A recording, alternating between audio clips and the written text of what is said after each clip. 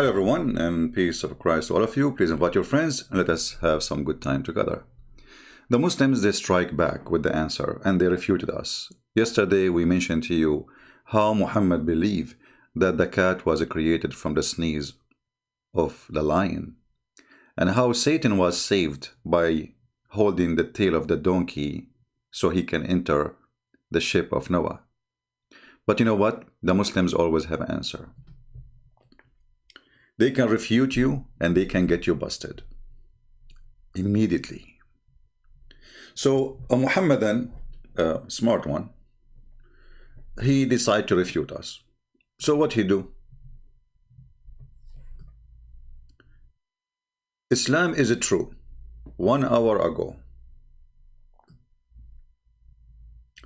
we believe in Jesus as is a Christ, but he is not God. What does this have to do with our topic? I mean, do you see how much firm they are and how much is strong and how much they can strike back? And instead of answering all the hilarious stuff Muhammad said, we believe in Jesus as a prophet. But this had to do with my topic. But because he had nothing to say, desperate, bankrupt. And now if we read the Quran he is posting for us, we will die laughing. And you might ask me why. Read with me and laugh. And you know what? I challenge you to hold yourself from laughing. Chapter 5 verse 109, 120. Hey, by the way, why 109? I mean, the chapter, all of it's supposedly about Jesus. How come Jesus appeared at the end? The chapter is the chapter of the table, which means Jesus, he made a miracle, and according to the miracle, and here, look at this, they will not refute us, they will not say what happened. Allah, he sent 5 sandwiches, each one of them have a wheel. Some, they say 7 sandwiches. Wheel? So even your statement about Jesus is a joke. And then, consider the day God gathered the messengers and say, what response do you receive? What response did you receive? Did they receive a response? And look at the rest. They will reply, we have no knowledge. He just said you receive. They say we have no knowledge. So they are lying. Did they receive or not? Compared to you alone are indeed the knower of unseen. Yeah, this is why Allah, he knew how Shaitan, he hold the tail of the donkey so he can get in the ship of Noah. You see, Allah is all-knowing. But how many times Muslims, they keep saying Allah and his prophet knows best? They are, they commit shirk. They are mushrikeen, kuffar. According to Islam, to associate a man with God, you are a kafir. And this is exactly what they do. They associate Allah with his false messenger. So, if we continue the comment, let us go to the comment here. Okay, so look at this conversation. Allah, he said to the messenger, okay, what respond you receive? They said, we have no knowledge, which means, I have no idea. What are you talking about? And on the judgment day, the God will say, but in Arabic it says, إِذْ قَالَ اللَّهُ, قال in the past. He said, he will say, we will let it go. Jesus, son of Mary, remember my favor upon you and your mother, how I supported you with the Holy Spirit. You Muslims don't even know what is the Holy Spirit. Here we go, leave a comment. What is the Holy Spirit? You will find every Muslim saying to you, Jibreel. Show me where in the Quran it says Jibreel. And how Jibreel is a spirit, yet he is an angel. And how he is holy, but yet he is an angel. In Islam, only Allah is holy. I forgot, plus Jesus. You spoke to the people, if you're, when you are an infant, an adulthood. Hold on. Let us go to the verse in the Quran so we can laugh. Are you sure this is correct translation? Are you sure?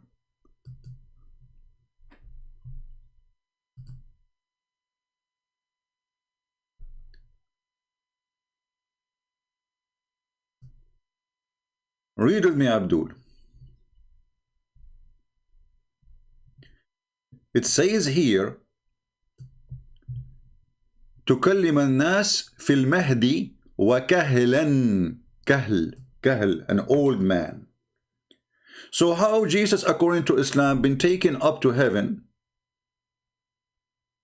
and the Quran saying that you speak to them when you are an infant, and you will speak to them when you are old, not adult. Kahlan. Kahlan. Now a Muslim, he might say to me, oh, kahlan have many meaning. Like what? Like what? Any Muslim we have in the chat?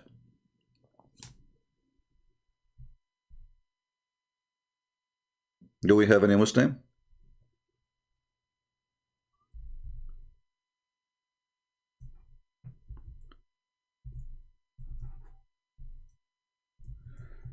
Let us see. And by the way, take a note. I supposedly I will make the video short. Yeah. Oh boy.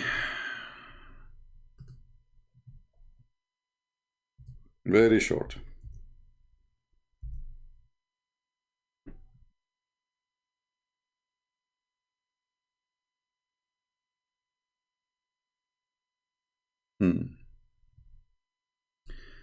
This is the dictionary. Kahl, kuhuli, elderly, elderness,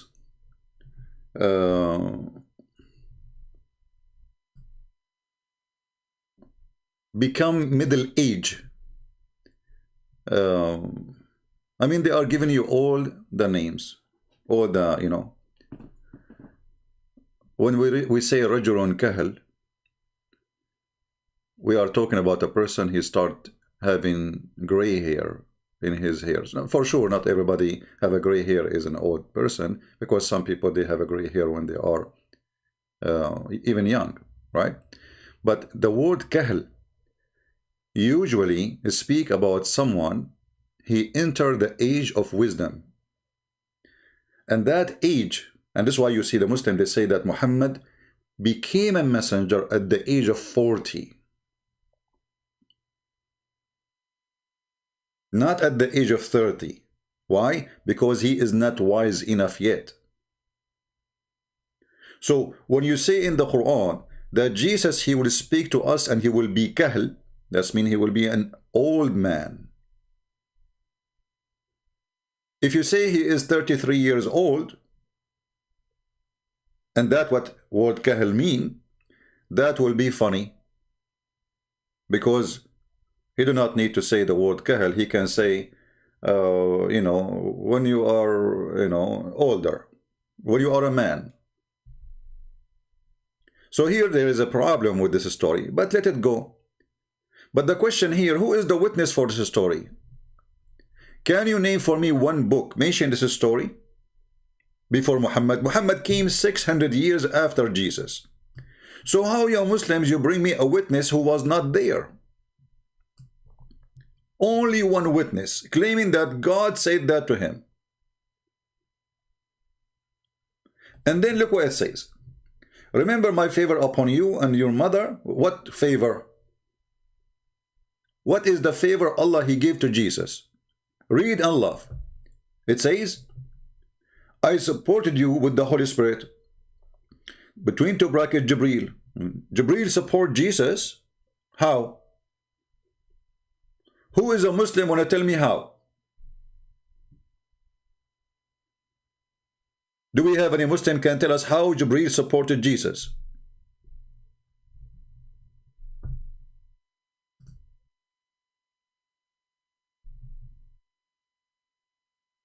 Copy paste nation. Anyone can tell me how Jibreel supported Jesus?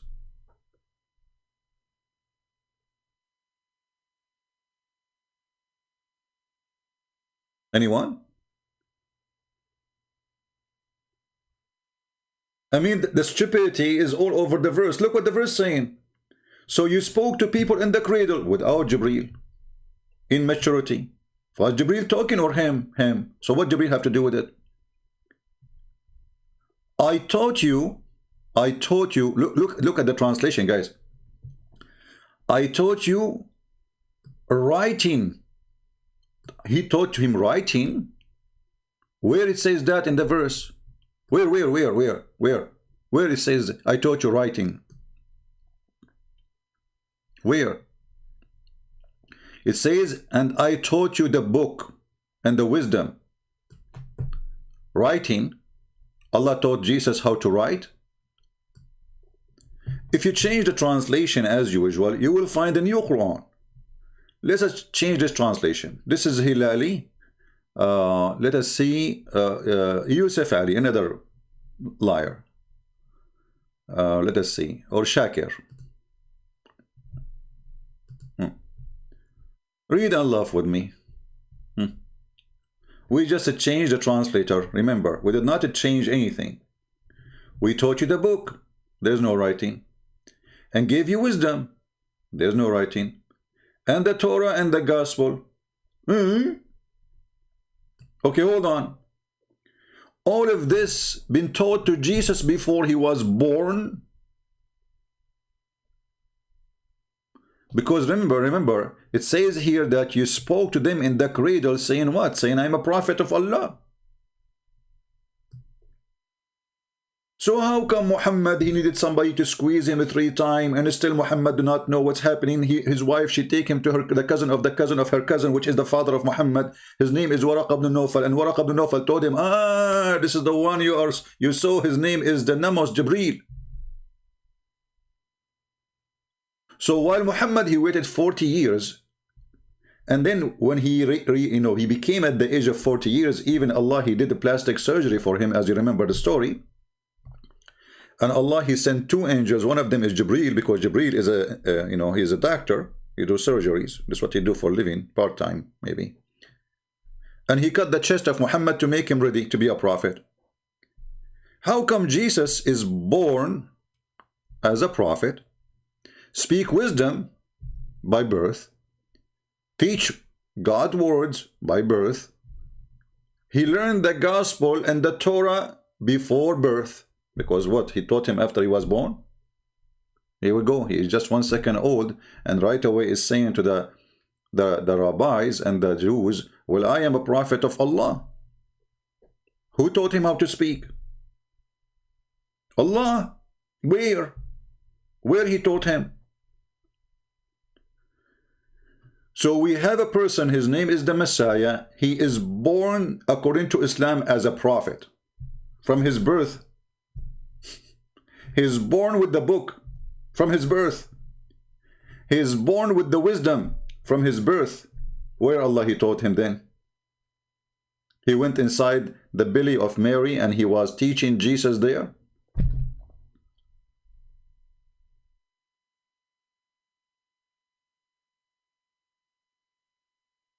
Then we continue. And then it says here, and when and do you remember, by my will you made a bird from a clay, you created him by my will. Hold on. This verse here, the Muslim trying to say to us, remember the comment saying, we believe Jesus is a prophet, not God. So if Allah, he knew that, don't Allah knew the Christians will think he is God? Why the Christian they think is God? Because he do what God do. So why you are giving him by my will? I made you what? A creator. By my will, I make you heal everybody. By my will, I make you make the blind see. By my will, I make you see resurrect the dead. So when Allah, he gave all those things to Jesus, do he knew that Jesus would become God in the eyes of the Christians? Or he is an idiot? And here the story continue, showing you how stupid this is. Because look what it says.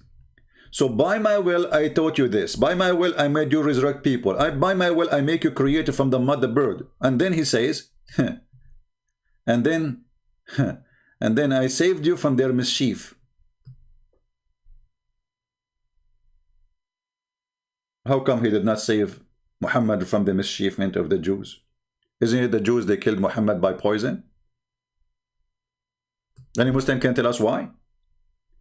If Muhammad is the most beloved person for Allah, to the point his name is over the chair of Allah, he spent the day writing the name Muhammad, Muhammad, Muhammad, Muhammad, you know, all over the chair, which is a sign of a crazy and madness. I mean, people who write in the walls, the F word, they are no different from Allah writing the word Muhammad all over the chair. Give me a reason why Allah want to write Muhammad name all over the chair. So Allah, he wrote the name of Muhammad all over the chair, and yet he did not save Muhammad from the poison which he ate in Khaybar, and he died very miserable death. For 4 years he is suffering.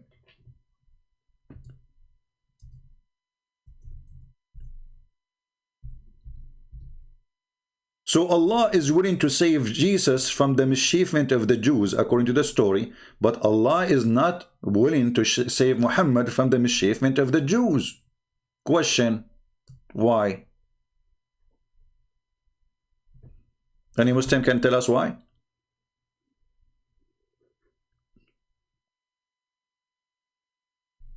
Anyone?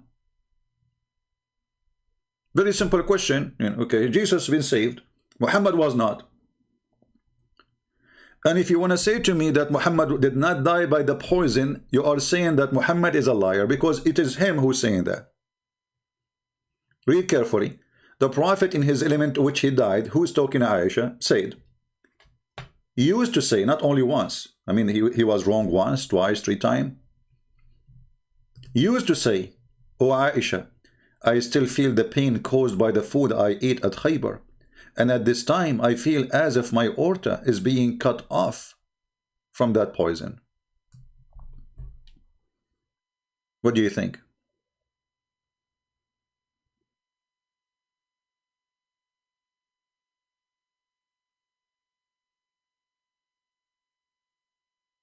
Anyone?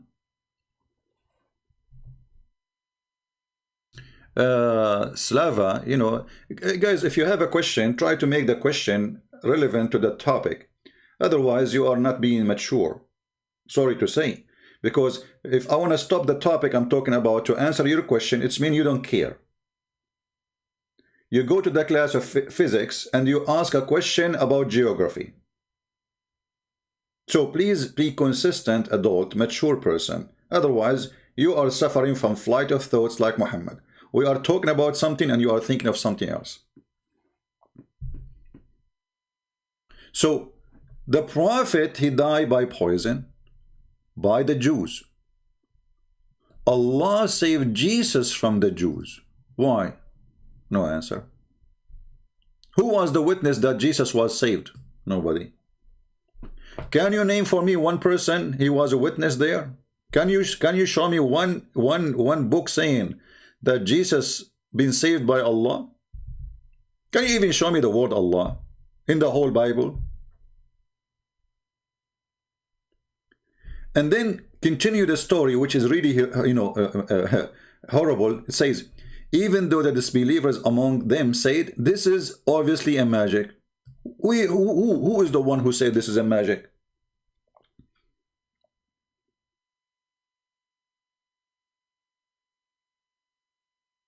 The billions of the Christians, they say this is magic, or they believe in it. And then Allah continues saying, I recall, remember, this is a Muslim translation, but in here it doesn't say that. But he's going back to say Allah is reminding Jesus of what he did to him. I mean, look at this funny, silly conversation.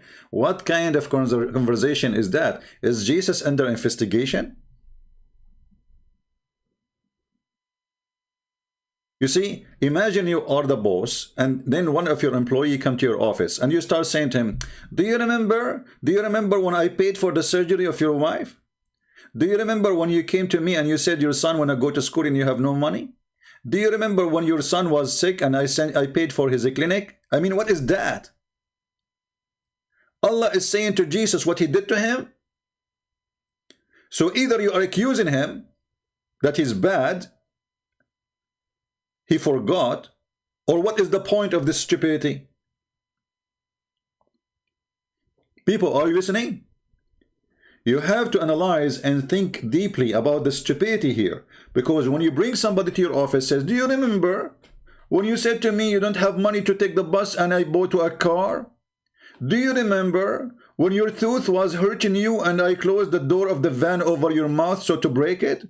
Do you remember when your wife, she want to make a plastic surgery and you don't like her without big balloons, so I gave you money? Do you remember all of this you are saying to him? You remember for what? Is that an accusation? Did Jesus forget? The Muslim, they will say, no, he did not forget. So what's the point of this conversation?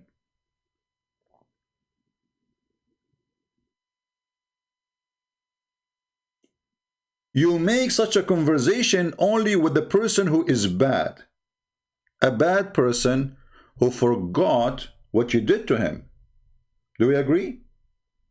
You remind him that you are a person who I help a lot and look what you are doing.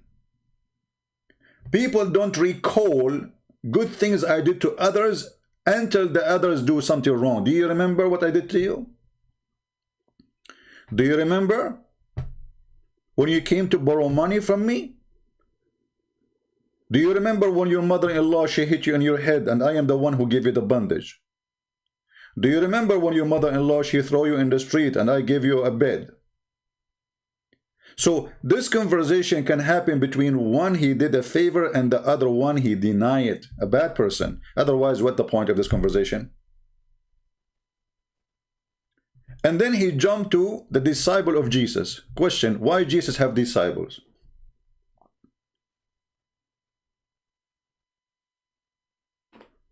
Who is the disciples of Muhammad? How come Jesus has disciples and the Quran approved that, and Muhammad have 0 disciples?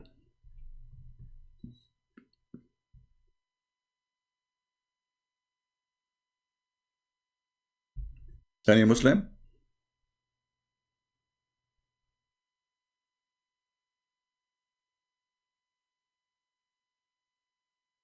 Anyone tell why Jesus have disciples? Why Muhammad don't have?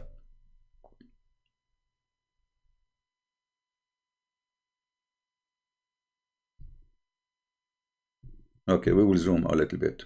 No problem.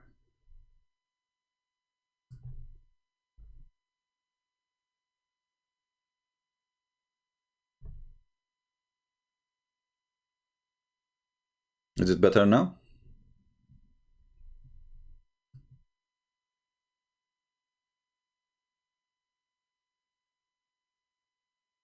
Why Jesus has disciple? Who is the disciples of Moses? I'm waiting for Muslim to answer. Who is the disciples of Muhammad? How come Jesus only have disciples?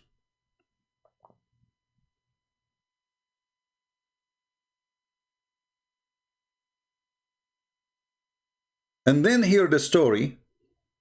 How about companions? Companions are not disciples. Everybody have companions. Companions is a company. This is what the companion translation of Ashab al-Rasul, Sahaba. Sahaba is friends. Friends, Sahaba. Sahib is a friend. If a woman, she have a sahib, he is a boyfriend. If a man have a woman, sahiba, she's a girlfriend. And the Quran even uses the same word. If we go in the yellow pages of Muhammad, which is called Quran, you will see the Quran using the same word. Ashab, Ashabul Jannah, you know, all over. But when it's come to speak about individual person, you will see that Allah He don't have a girlfriend.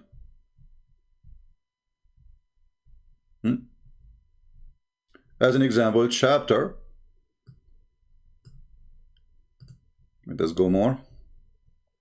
All of those actually, you know, look how many times the word is used in the Quran.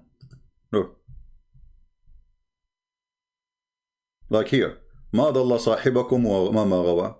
Your friend, he did not, you know, sahib, a friend. Even Muhammad himself is a companion. This is about Muhammad. Muhammad here is the companion. Your companion did not err. And in this chapter, Muhammad is asking people to worship the Lord of the Star. The Lord of the Star? Okay. In chapter 6, verse 101, it says, how could Allah, the originator of the heaven and the earth, have a son when he have no girlfriend? You see, this is word companion, talking about female. Change the translation, you will see it is a girlfriend. They lie in the translation as usual. This is Yusuf Ali. The word sahib, sahiba, come as what? Consort. Do you see it? So Allah have a, Muhammad, he have a consort? Not disciple. There's a huge difference. When you have a consort or you have a companion, that means all of you are equal. Do we agree? They are equal, right? But the disciple mean that there is a master and there is a follower.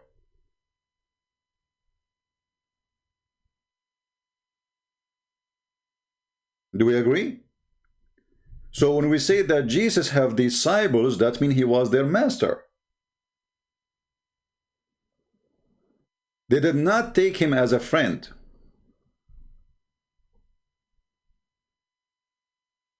Yet Jesus was so humble, and even he decided to wash their feet to teach them how to be humble. Don't be proud because you are my disciple, you go and take over the people and control them. If you want to be a master, you have to be a servant first.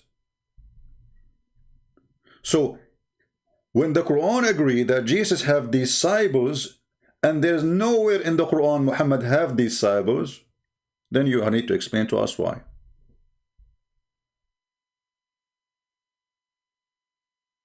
While Muhammad is a person who recite Quran, he do not know even how to explain it. Jesus was teaching. That's why he have disciples. You Muslims need tons of explanation to explain a verse, and yet you cannot explain it. At the end you say Allah knows best. Why? Because Muhammad, he left you with no explanation. Because he cannot explain it. Even he made verses for you in the Quran saying that there is part of the Quran, which is a huge part, nobody knows what it means save Allah. So what kind of book is this book?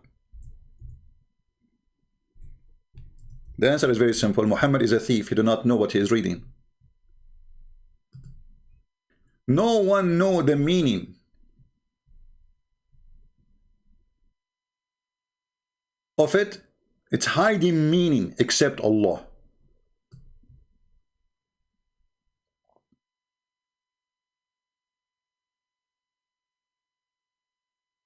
How come Jesus did not say to his disciple, nobody knows what this is, what I'm saying to you meaning? I mean, how in the world you say something to me and you do not know what it's mean?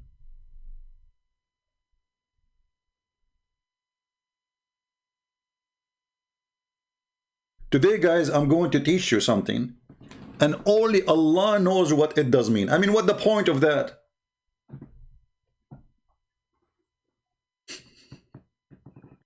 You see, if this is about a prophecy in the future, I will say, okay, you know, maybe in the future we will learn about it. But no, this is not about any prophecy. It's just a stupid talk. Nobody knows what he's talking about. And he, Muhammad himself, he does not know what he's saying.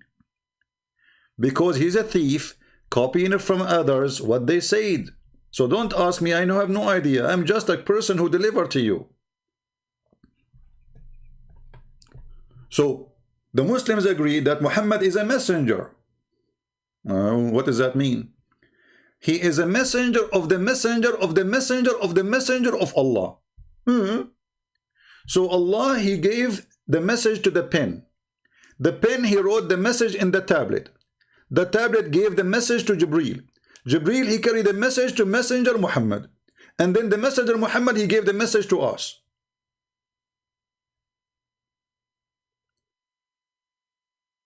In the case of Jesus, Allah, he taught Jesus. Jesus taught us. That's it.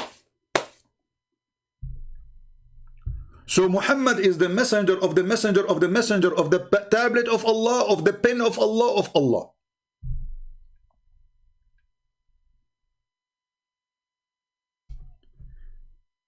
Now going back to that chapter, the funny chapter. So Jesus taught the disciples. Look what the disciple, they said to him. How come the disciple, you call him disciple, and obviously they don't believe in his Lord? Look at this. It says, can your Lord send us a table full of food? What a bunch of hungry, lousy Abu Huraira. You know Abu Huraira? He used to accompany the Prophet so he can eat for free. So are they Abu Huraira? I mean, from all the miracles in the world, the miracle they want now, can you ask your Lord? I thought they believe in his Lord. So why they are saying to him, can you ask your Lord? Isn't it their Lord, his Lord too? And their Lord too? But the conversation is proving the opposite. They are saying to him, can your Lord send us a table full of food? Since when God is the one who have a buffet and you ask him, hey Allah, can you send me a table full of food, Allah? And then if we go and read this, we will find that Allah, he sent down 7 sandwiches. Each sandwich have a whale. Chapter 5 verse 112, and read the comment later. You will see the Muslims, they don't answer the comment about our topic. They will say something else. They keep jumping from a branch to a branch. It's like, you know, chasing a turkey. I don't know if you ever chase a turkey. The turkey can fly, by the way. So you chase him, he jump and fly, go like a chicken, you know, like from place to place. Look, turkey, stop! I wanna. It's a turkey religion. So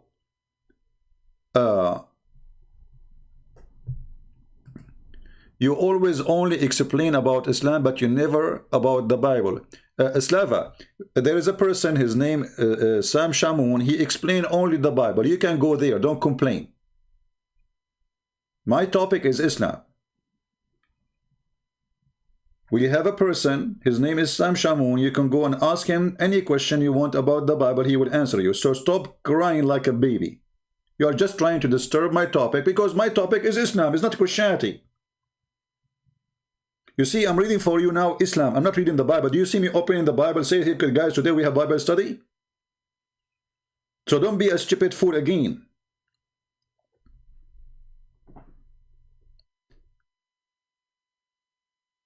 And any verse you want in the Bible, you can right now go and search it, and you will find the interpretation for it, if you are a person who do not know.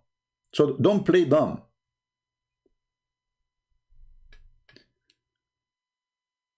So Jesus, the son of Mary, can you bring us a table full of food? If we go to Ibn Kathir, what we will find?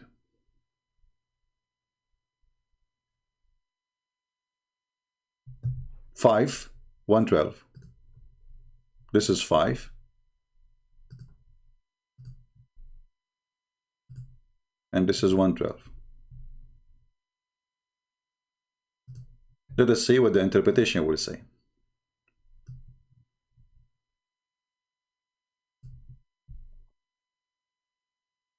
O Isa, son of Maryam, can your Lord send down a Ma'idah, a table from heaven? The Ma'idah is a table that have food. Are you sure? So only you cannot call it Ma'idah if had food. Okay. Some scholars, they say the disciple requested the table because they were very poor. Were poor. Oh, they are a bunch of homeless, hungry, you know. This is the first they want. They don't want shoes now. They want food. And deprived.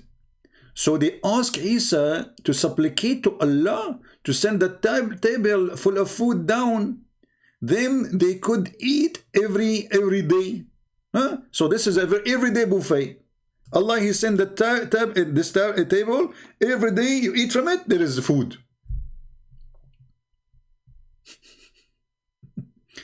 And then what Jesus said to them?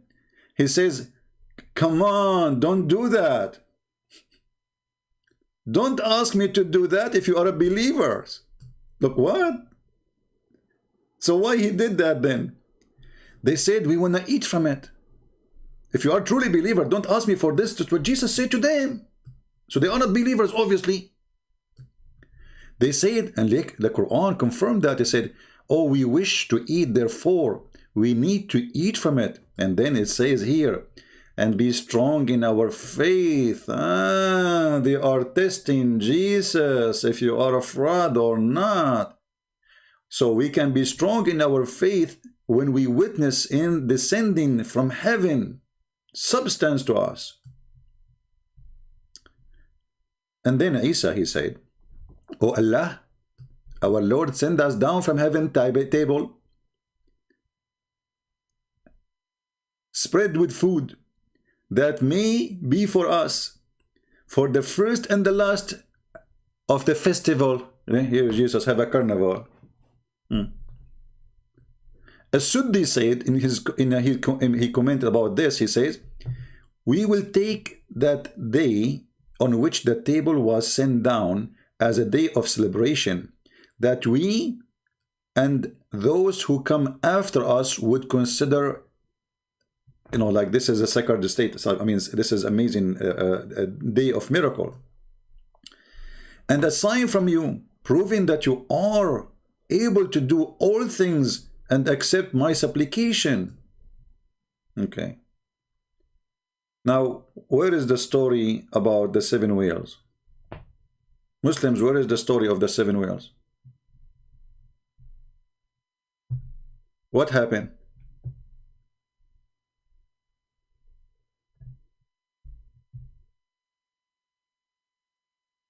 Huh? Where is the 7 whale story? How many Muslims here, they believe in that Allah, He sent him 7 whales?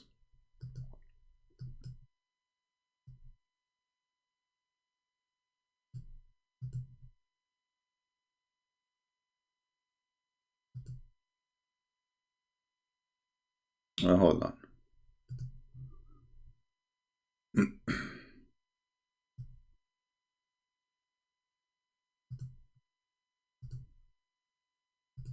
So simply what Muhammad did, he took something, he learned the Christian believe in it, he added his own spices, that the Christians, the disciple of Jesus, the first Christians, they don't believe in Jesus. They wanted to test him. So they asked him for an open buffet.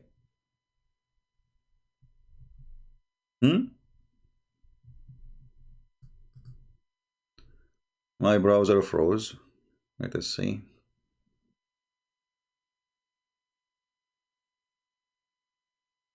Did we lose connection? I hope not. Okay.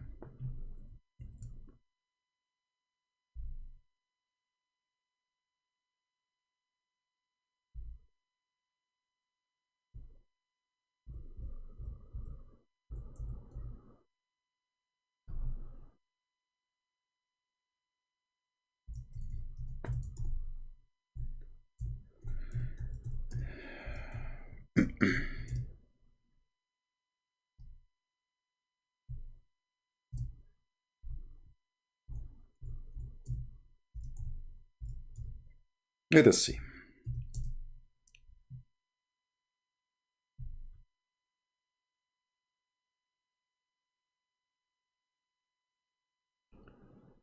I'm just trying to find out where we can find this story. I mean, where is the story of the seven wheel? You know, Allah He sent down.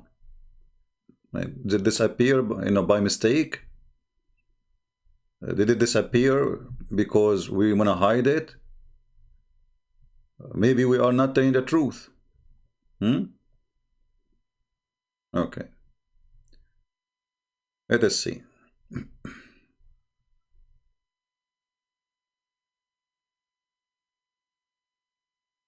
Just to show you how they lie in the English website.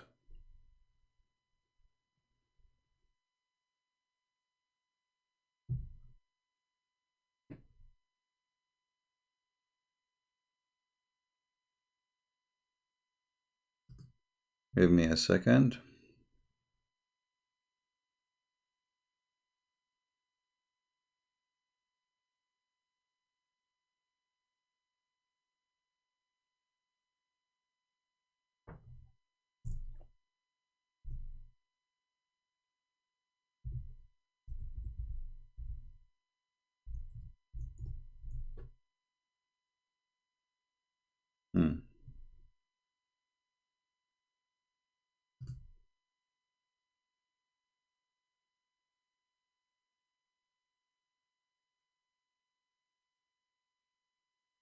Here we go. This is Ibn Kathir in Arabic, and this is Ibn Kathir in English. This is Ibn Kathir in English. I will give you the link for Ibn Kathir in English and tell me if you find the word whale exists anywhere. If in case I miss it. The story of the seven whales. This is Ibn Kathir in English in front of you, and this is the link. And this is Ibn Kathir in Arabic, and I will give you the link. So how come in the Arabic version of Ibn Kathir speaking about seven whales sent down from Allah to the disciples, but we cannot find it in English version? I gave you the link for both. You can use Google Translation. This is the official government of the Kingdom of Jordan. This is Tafsir Ibn Kathir. The same chapter, the same verse. Chapter 5, verse 112. Here it says that the angels, they send down a table. They are carrying a table, and on it there is seven whales and seven loaf of bread.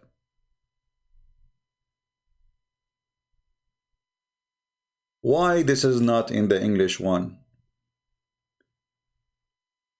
Let us use Google Translation. Because maybe Christian Prince is not telling the truth. Read with me. So, let God descend upon us a table from the sky, and he said, the angels, they carried the table, seven whales and seven loaves on it.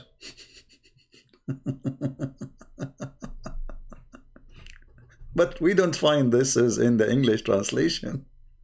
Where is the seven whales?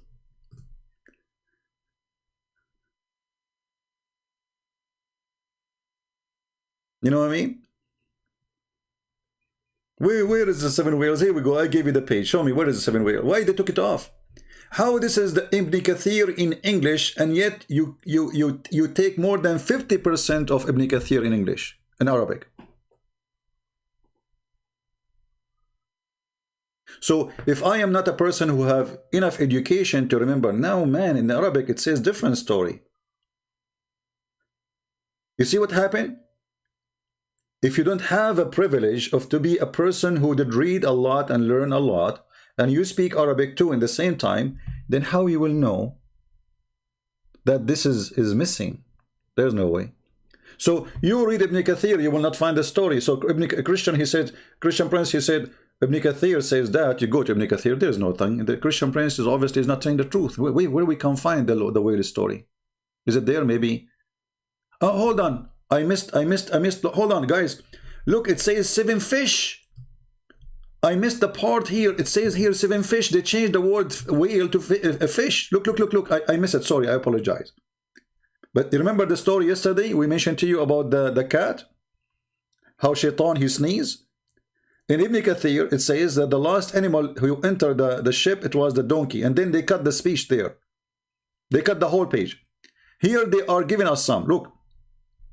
So the angels brought a table down, contained 7 fish and 7 pieces of bread. But this is not what Arabic says. It says 7 whales and 7 loaves of bread. Simply 7 sandwiches.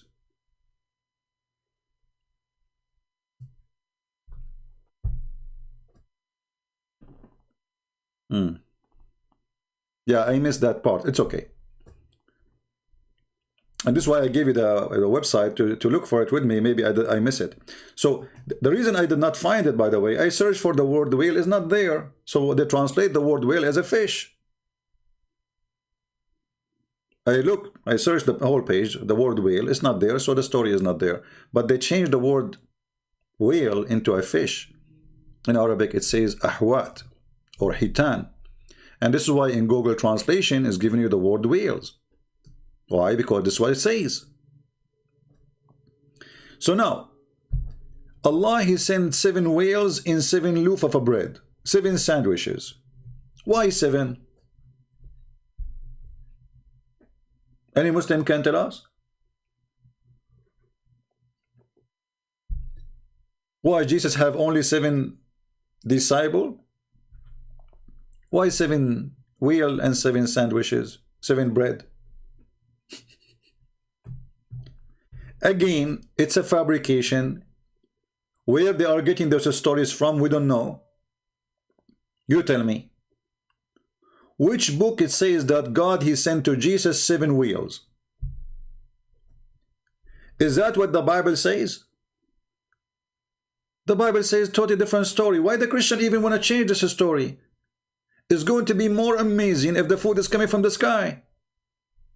So why we Christian, we change the story? The story is different in the Bible. It's about, he told them, do you have food? They said, okay, we have this food. We have little fish and, and bread. He blessed it, and then people, they keep eating from the same basket. That's all. There's no food is coming from the sky. There's no whale. There's no tablet. There's no table.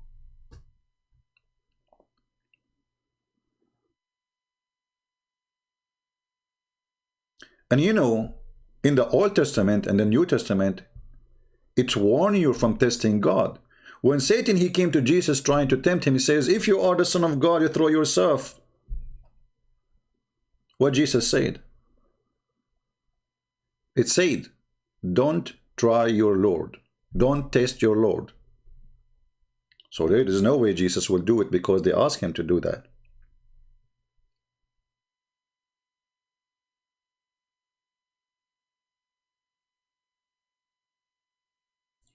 So Jesus asked Allah to send a table for Jesus. Okay, how come when Muhammad, the people ask him to do miracles, Allah, he don't do anything? How come so easy with Jesus? I mean, Jesus, you say something, okay, right away, delivery come, Amazon, knock, knock. You have delivery, okay, you ask for a table full of food. How come Allah don't do that to Muhammad?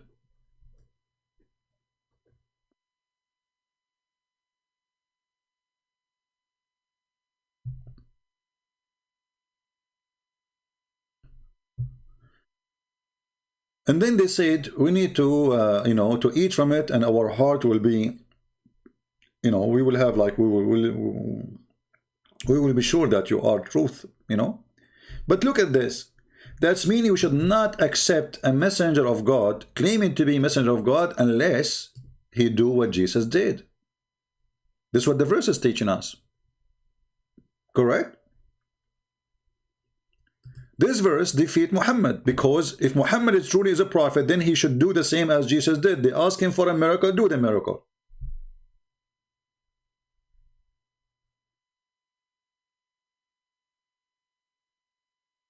Are we listening?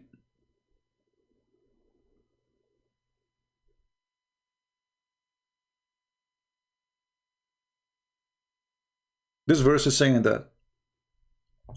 But if we go in the Quran, we will find that Muhammad have 0 miracle. 0. The Quran witness that Muhammad have zero. So all the miracles Muslim they count for us and the hadith is a lie. And why it is in the hadith, not in the Quran? I mean, how come Allah he count every? Do you remember I said this to you and did that to you? It's the same as my grandma speaking to her, you know, her neighbor. Did you remember when you borrow from me a dish? And now you don't want to borrow a dish? I borrow a dish from you. Do you remember? So Allah is counting to Jesus everything he did to him. But in the Quran, it says that Allah he refrained from sending any miracles to Muhammad.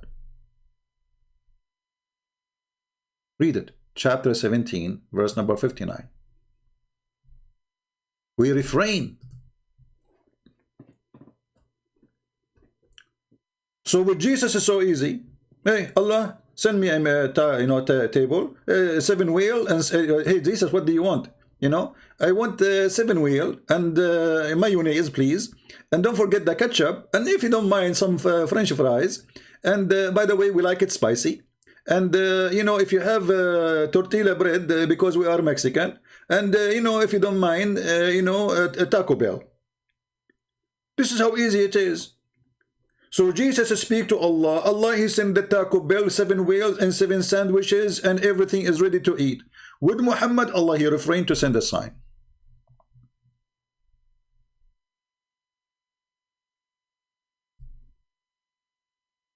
And this verse is given to Muhammad after the chapter of the moon, where it says the moon is split. So if the Muslims they say the moon split is a miracle happened in the time of Muhammad, but even that verse says the moon is split, doesn't say who did split the moon. It says the moon is split asunder, and judgment day is soon, but nothing happened. And then we give him a verse after it, way after, saying we refrain from sending miracles. Did you send a miracle or not? The Muslims, they might give you an answer saying, don't you know the Quran itself is a miracle? You idiot. What kind of answer this answer is? If the Quran itself is a miracle, that means the sentence itself is a miracle. So how he say he refrained from sending miracle when he is doing miracle in the same time? When you say the Quran is a miracle, that means the same verse is a miracle. Okay, but he is saying we refrain from sending miracles. Do you see the madness? How the Quran is a miracle and Allah saying we refrain from sending miracles.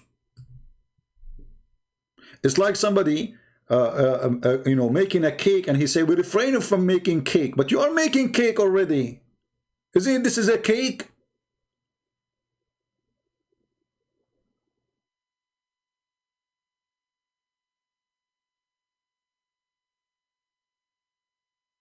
So the Muslims who gave us those verses to prove to us that Jesus is not God, he proved to us that Jesus is God, because in the case of Jesus, he said be is going to be. Name for me one time Jesus, according to Islam, he wanted to do something and Allah said to him we refrain. None. In the case of Muhammad, all his life, none. Muhammad, he told his followers, go and fight and you will win. They went to war, they got busted. He told them that 100 of you can win against 1,000.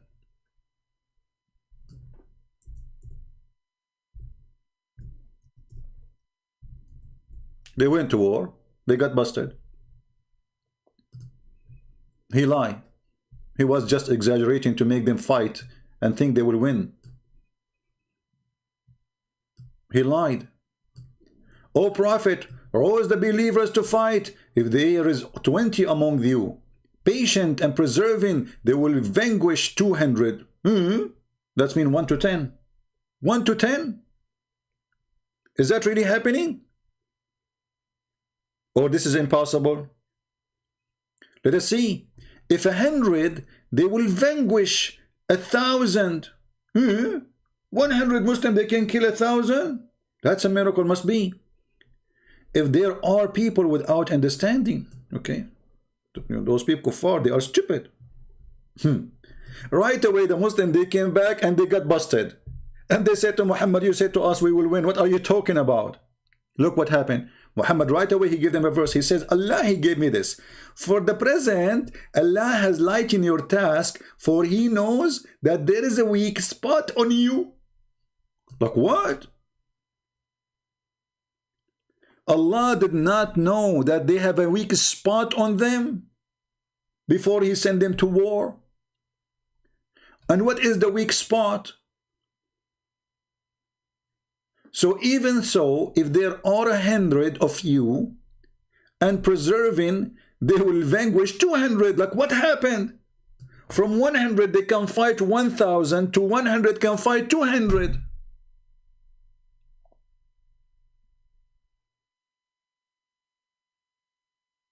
Do you see the false prophet?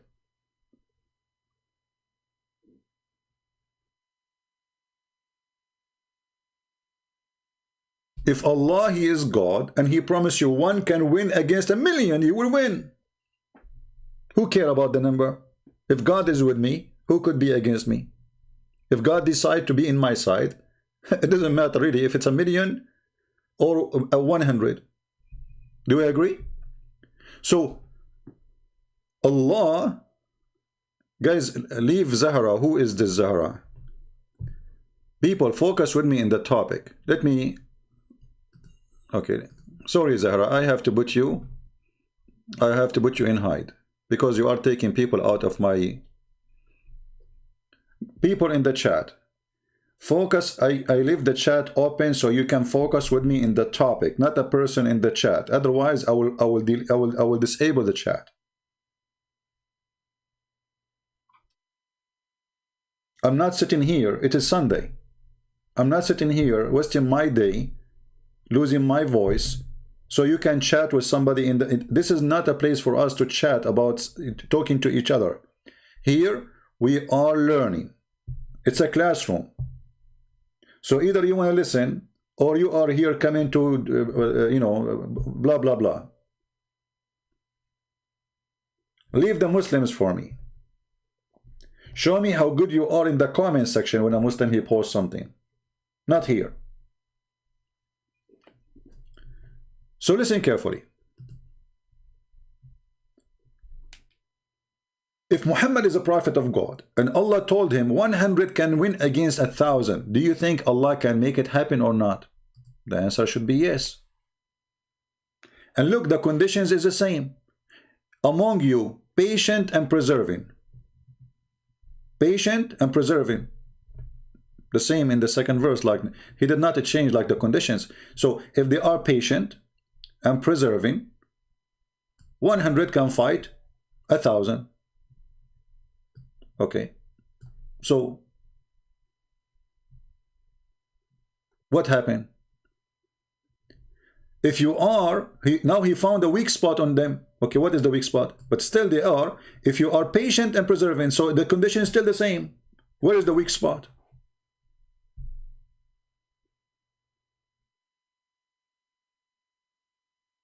Where is the weak spot? The weak spot is in Allah, not in the, because the one who made the promise that you will win 100 to 1,000 is Allah.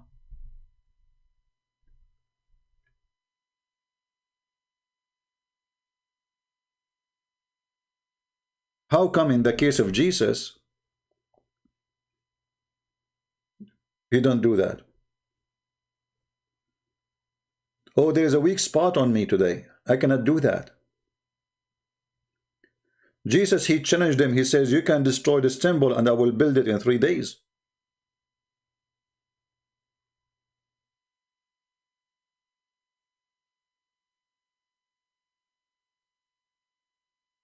Jesus, he resurrected the dead. He did not say, okay, I don't know. I'm not sure if it's going, I can do that. When people, they asked Jesus for something, they were sure he can do it. Imagine you are a blind man sitting in the road and there is a person, his name is a Christ, walking by. What a blind man will ask for?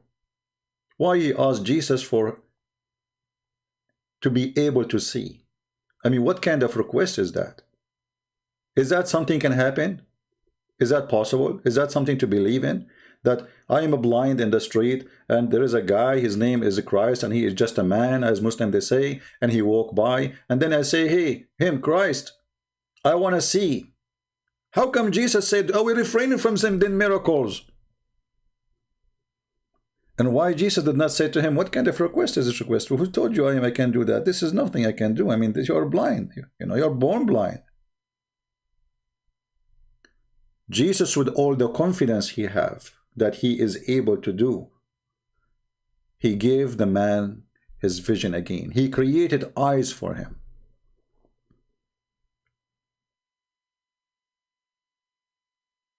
In the case of Muhammad, Muhammad is so proud about his sexual ability. If you read the Muslim books about Muhammad, they are proud about certain things. Muhammad was a white man. How white is under the arm of Muhammad? How white is the chin of Muhammad? How white is the belly bump of Muhammad? How white the face of Muhammad? There's a video made by a guy, his name is Mufti Mink. I think all of you heard of him. Speaking about Prophet of Allah, how handsome he is. And when he speak about him, he cry. A person, he saw the Prophet of Allah. He was walking at night. He looked at the moon and he looked at the Prophet. He looked at the moon and he looked at the Prophet. He looked at the moon. You know, this guy is crying. What for what? What happened? He's describing how Muhammad looked like. He is just describing how Muhammad looked like. He is not telling you anything about God. The white man worshippers. This is a white supremacist cult.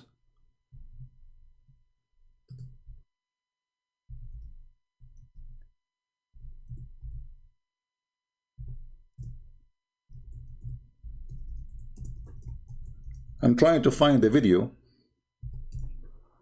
to give you an idea.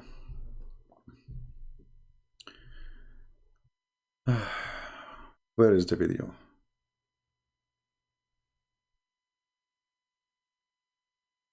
Oh, I forgot the name of the video, you know.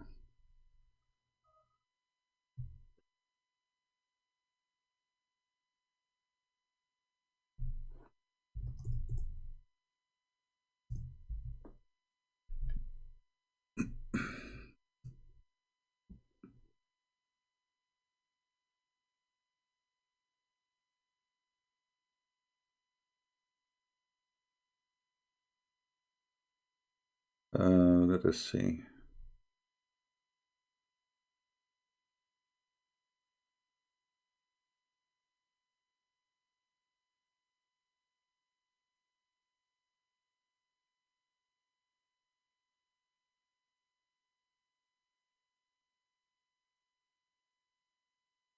I forgot the title of the video.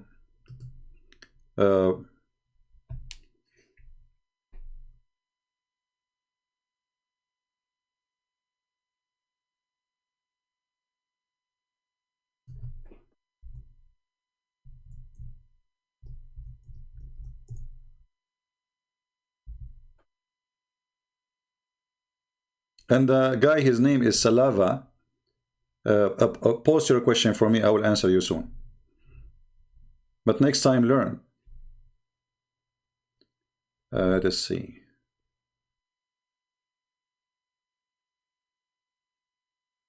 I think this is the video. Hold on. Salava, give me the question. Give me the question. You are crying like a baby in the chat. You have a question for me.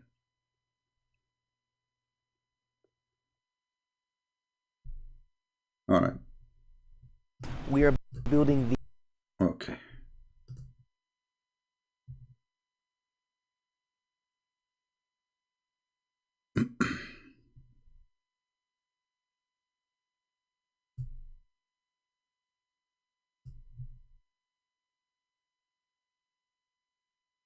Now the Sheikh, he will describe for you how Muhammad looked like. Look at the description of your Rasul. And for some, this would be the first time you hear what your Prophet looked like. I saw a man of striking appearance. Oof. ظاهر الوضاء. Unbelievable. أبلج الوجه. Radiant face. حسن الخلق. Beautifully created. لم تعبه الثجلة. His belly wasn't protruding. His what? His belly. I mean, we start talking about Muhammad, about his belly. The belly of the Prophet. ولم تزر به السعلة. Nor was his head disproportionate and small. Even the cuff of the Prophet.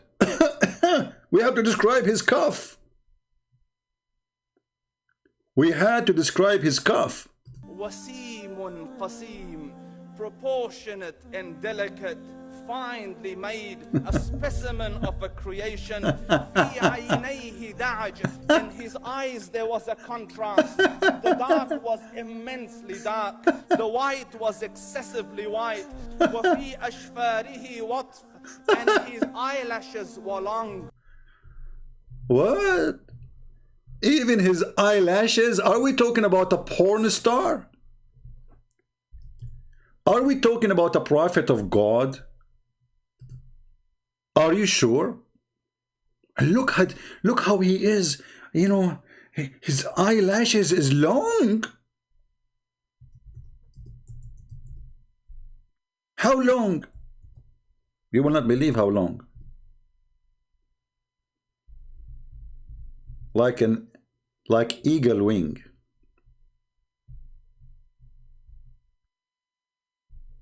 Let me introduce for you Prophet Muhammad. Eyelashes. So why we have Jesus, the healer, the resurrector, the one who can make the blind see, the one who can create from the mud a bird, as the Quran says. The Muslims are proud about Muhammad eyelashes and his belly button and his white face and his lips and his cheek. And I don't know how many Muslim women now are getting horny after hearing the description of Prophet Muhammad. All of this about Muhammad. وفي صوته صهل. And in his voice was a natural echo. وفي His voice have natural echo. Brothers and sisters, I'm going to talk to you, because I have an echo system. If I am not a prophet, I will not have an echo in my voice. He have an echo in his voice when he talk. So he say the word 3 times. I mean, have you ever heard of a stupid description like this, that he have an echo? He have an echo, his voice.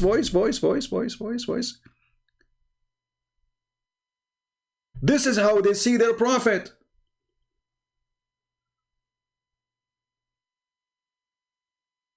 Bankrupt religion. Totally bankrupt. عنقه سطع. And his neck was elegantly long.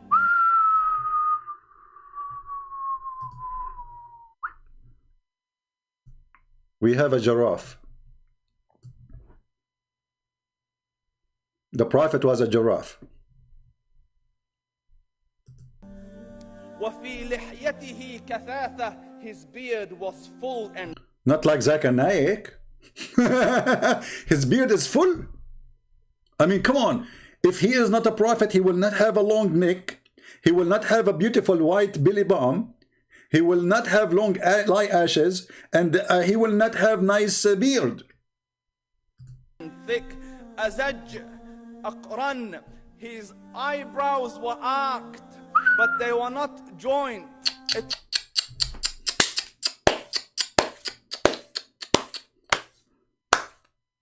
I feel sorry for myself. Look how I look like, and look how a prophet of Allah look like. Obviously, I'm not a prophet. How sad.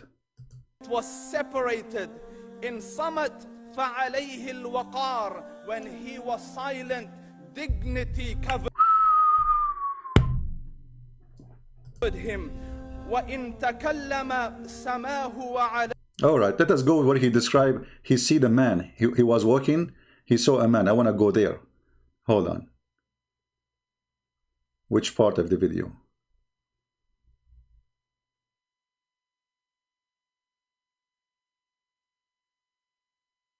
Oh, here we go. I think here, because he start, pointing his finger to the moon. Malik says, he says, I came out one night, I came out one night, it was the full moon night. It was a full moon night, brother. That's what he's saying. Like, what is that? Okay, what happened? Look, he's going to cry. Look how they act. Look how they act, to make Muslims follow them and believe in them. He's going to act now. Why? He's talking about the look of the Prophet. Why you are crying? What happened to you? Why you are crying, brother? The Prophet is so handsome and you are crying? You cannot handle how handsome he is? What happened? And how handsome he is. He's so white. Listen to this. And I looked at the moon, and in the desert, understand, the moon is an awesome sight. It is smooth, it is radiant, it is clear, it is gentle compared to the scorching sun at which they are used to. So the moon was the epitome of beauty. So he says, I came out at a full moon night and I looked at the moon and I saw it beautiful, handsome. So I said, let me go see if the moon is more handsome or my Prophet is more handsome. Let me see if that is more beautiful or the Prophet is more beautiful. So I went and I saw him standing afar. So I looked at his face and... Hold on. It is dark. How you can see his face? His face is radiant, brother. His face is radiant. I forgot. So I look at what? I look at his face. And now look at this comedy.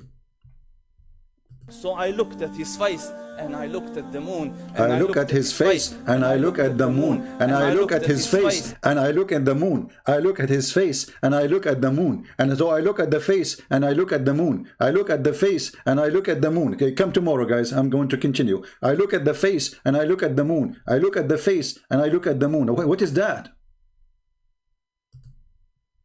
Aren't you getting dizzy? Standing afar. So I looked at his face and I looked at the moon and I looked at his face and I looked at the moon and I looked at his face and I looked at the moon. For the sake of Allah, Shane, stop, man. Like, come on. What do you saw at the end? Give us the conclusion. And he said, Wallahi, he was more handsome than the moon and its... Conclusion. Conclusion. He is more white and he is radiant and he is shiny and he have a thick beard, he have long eyelashes, he have nice belly button, he have nice ass, he have nice nipples, he have nice lips, he have... Okay.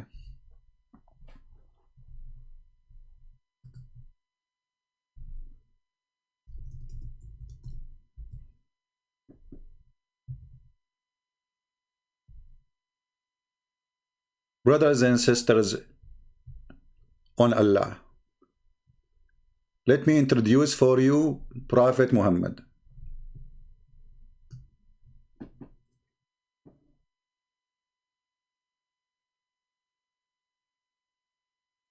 What? Is that a religion? So why, while we are talking about Jesus the creator, Jesus the healer, Jesus the sin-free, they are talking about the eyelashes, the belly button, the ass of the Prophet, the penis of the Prophet, the face of the Prophet, the beard of the Prophet, the nose of the Prophet. I mean, what's wrong with those with religion?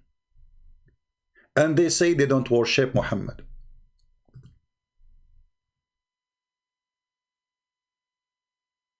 Yeah, I will give you the link. Here we go. This is the link of the video. I'm going to take this video down very soon. All the videos actually in my channel, I will take them down. So download them as soon as we finish. All right? I will keep them only for a few hours, and I will take all the videos down. I don't keep videos on my channel, as you know. So, don't spam the text, my friend. Hoop, hoop, hoop, bloop. Don't do that. I will block you in the chat. Don't do that. Come on.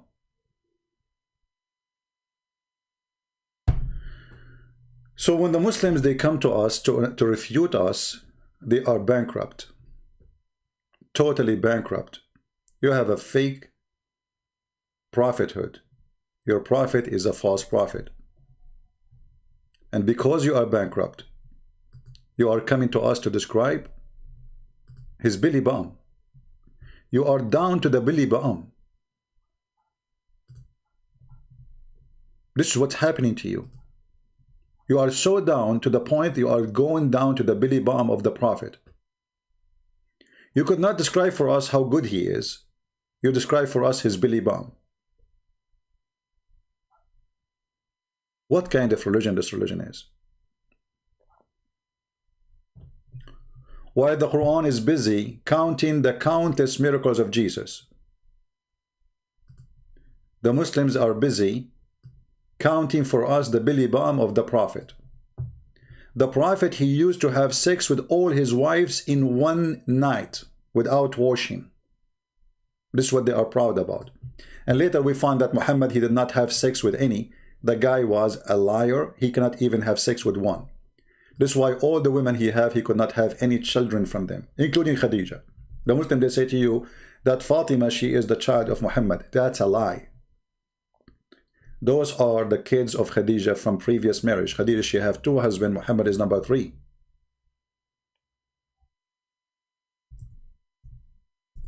And Aisha, she witnessed that when Muhammad, he go out and he's saying, yesterday I was having sex with all my wives. Aisha, she got him busted. She said the prophet, he imagined himself having sex, but in fact he did not. And they claimed to cover his lies about having a very powerful person. The prophet continued for such a period of time, imagining that he had sexual intercourse with his wife, but in fact he did not. How we can trust even this man? The only thing can you make you trust him is the description of this guy. He have all long eyelashes. I'm sure many of the ladies now, they are thinking, why we don't have the eyelashes of a Prophet Muhammad? Many women these days, they are putting fake eyelashes, which is funny, you know. I go in the store, I find like women, they have like, you know, I don't know, even it's so long. I mean, it's like, are you going to fly with them or what? I mean, it's fake. It don't even look good. Anyway, that's not different topic. Fake eyelashes. Fake eyelashes, fake breast, fake face, fake lips, fake, you know, and fake Muhammad. So, Muhammad, he imagined himself having sex, but in fact he did not. So how can we trust him that he is not imagining he saw Jibreel? If you Muslims agree that Muhammad was bewitched, so we are talking about a bewitched man with long eyelashes as you claim.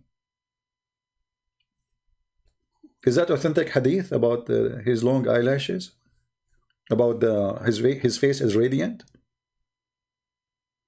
So why the Arab, they did beat him, they laugh at him, nobody believe in him? You know? Why even his uncle did not believe in him? His uncle, the one who grew in his house. He died and he don't believe in him. Maybe his eyelashes wasn't working. Right? So my friend, when you come to us to prove to us that Jesus is not God, at least give us a verses in the Quran helping us to believe in that. What you gave us, that Jesus, he made all kind of miracles. And you are giving us a statement of a man, as you see, he imagined himself having sex. Even his sex have no witnesses. So Muhammad, you have sex yesterday? Yes, brother. With your eyelashes or with your private part? Oh, I was using my finger. Excuse me. Because obviously he was not. When Muhammad, he imagined himself having sex with his wives, he was doing sex with who? It turned out it's not the wife, so it was who? His nose? He put his finger in his nose? And he think he's having sex?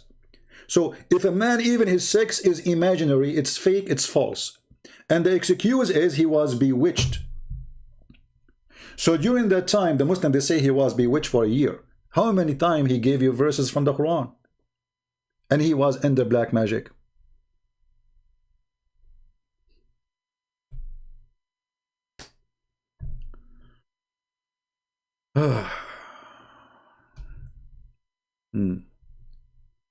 A Muslim saying to me, you are a liar. Guys, look at this. I mean, look at the Muhammadan. I'm showing him the reference in the screen, and he said to me, you are a liar. And you know nothing about Islam.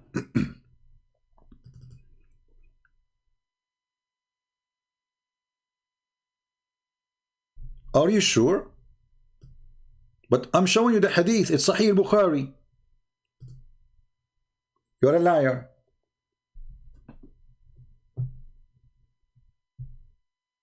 No, Muhammad, he have no kids. Muhammad have 0 kids. This is why there's a chapter in the Quran. A man, he accused him that he is cut off. Cut off what? Cut off his penis. He don't have a penis. They were making fun of him because he is a cut off person. The Muslim in the translation, they say he's cut off from having kids. But if he have kids, he have kids. So how they say to him, he have kids, you know, he's cut off.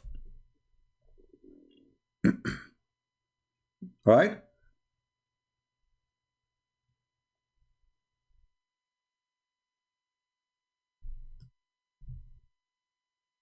Chapter 108, 3 verses. I mean, have you ever heard of a chapter? All of it is 3 verses. Allah, he promised him the fountain of what? The fountain of a sperm in the heaven. Muhammad is angry. Why? Because there is a man, he is saying you are cut off. Between 2 brackets from every good thing. What's a lie? What every good thing? Change the translator. Right away you will see different Quran. It's a miracle. Look at this translation. What happened? Shrink. In what? What kind of a translation to translate? This guy is not even using Google translation. Let us change translator. Just to show you how the whole Quran changed by changing the translator. Let us see Maududi. Doody. Verily your enemy alone has been cut off from the roots. Well, nobody is talking about Muhammad, he cannot have kids. Look. All the translation. Let us change translator. Biktal.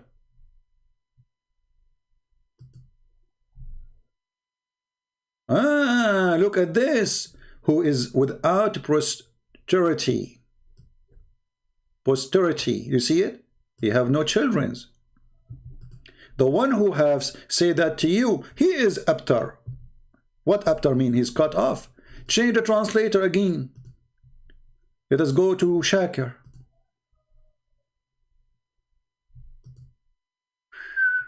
Look how the translation changed. It's a miracle. Change again translator.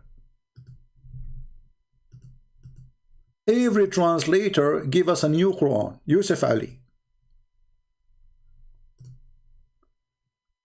He will be cut off from the future hope. This is what he's talking about. What if we go and read the interpretation for the verse so we can laugh together? Shall we? Just to show you how disaster those who try to defend Islam by faking translation. Chapter 1:8.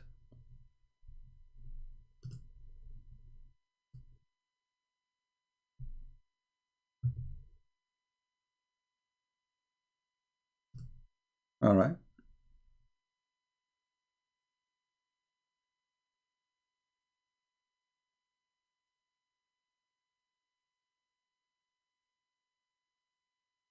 This is verse number 1. Let us go to verse number 3.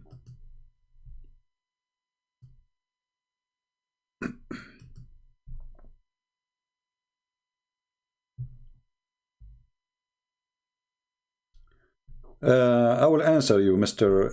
Akib. And remember, you are the one who said that, so smile. Take us, this is a selfie. Okay. Guys, read carefully. This is the interpretation of the Quran. It says, it say to the insulter, the one who despises you, and not though, without two bracket, who is without posterity. He will be without family and children. So the person is accusing him that he have no children. The Muslim, they say, this is when the son of the prophet, he died, but Muhammad, he don't have a son. Where, son of who? They say from Mary the Copt. Go and see the hadith where Aisha, she said, he don't look like you. He have nothing to do with you.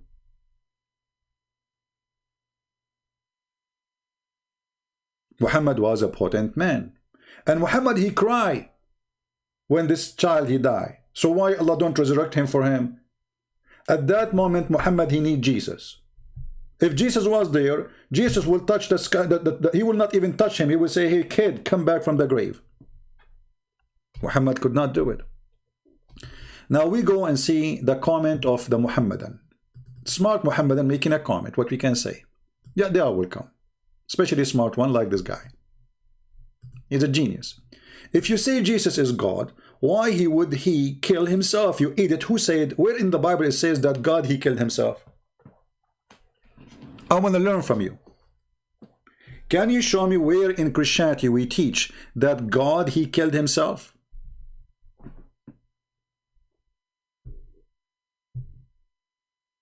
Can you show me?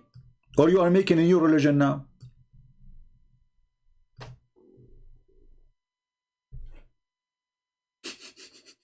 You see the stupidity? What the Bible teaches us, that God, he knew the future. They knew what they will do. He knew what they will do. Jesus, he told them, you will deny me. You will betray me. You will say, I don't know you.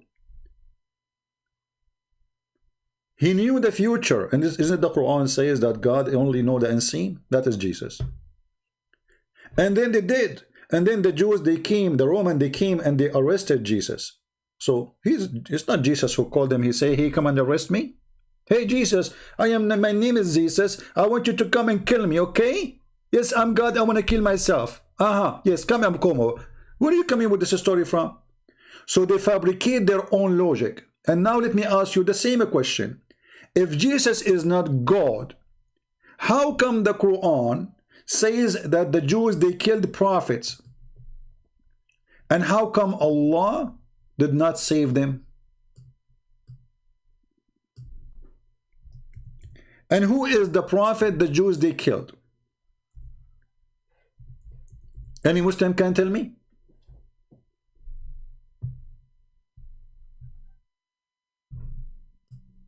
Chapter 5, verse number 70. It says the Jews, they accused prophets of lying and they killed prophets. Some they slew. Do you see it? Name for me the sum. When you say some, they have to be more than 3. Give me 3 prophets was killed by the Jews according to Islam.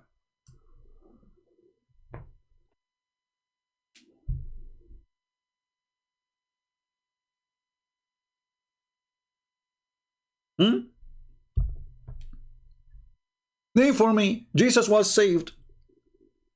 Okay, so who else was slew by the Jews? Yahya, show me the verse that says they killed Yahya. Guys, imagine the stupidity of this book. How Allah, he forgot to mention what the Jews did to Yahya. If Yahya, which is John the Baptist, it's not there. So this is why I'm challenging you. Show me. When you say to me Yahya, you get story from where? From the Bible? Your God Allah have time to tell me about the ant. She said to the ant, hide, otherwise Suleiman will crush you. But he have no time to tell us what happened to John the Baptist.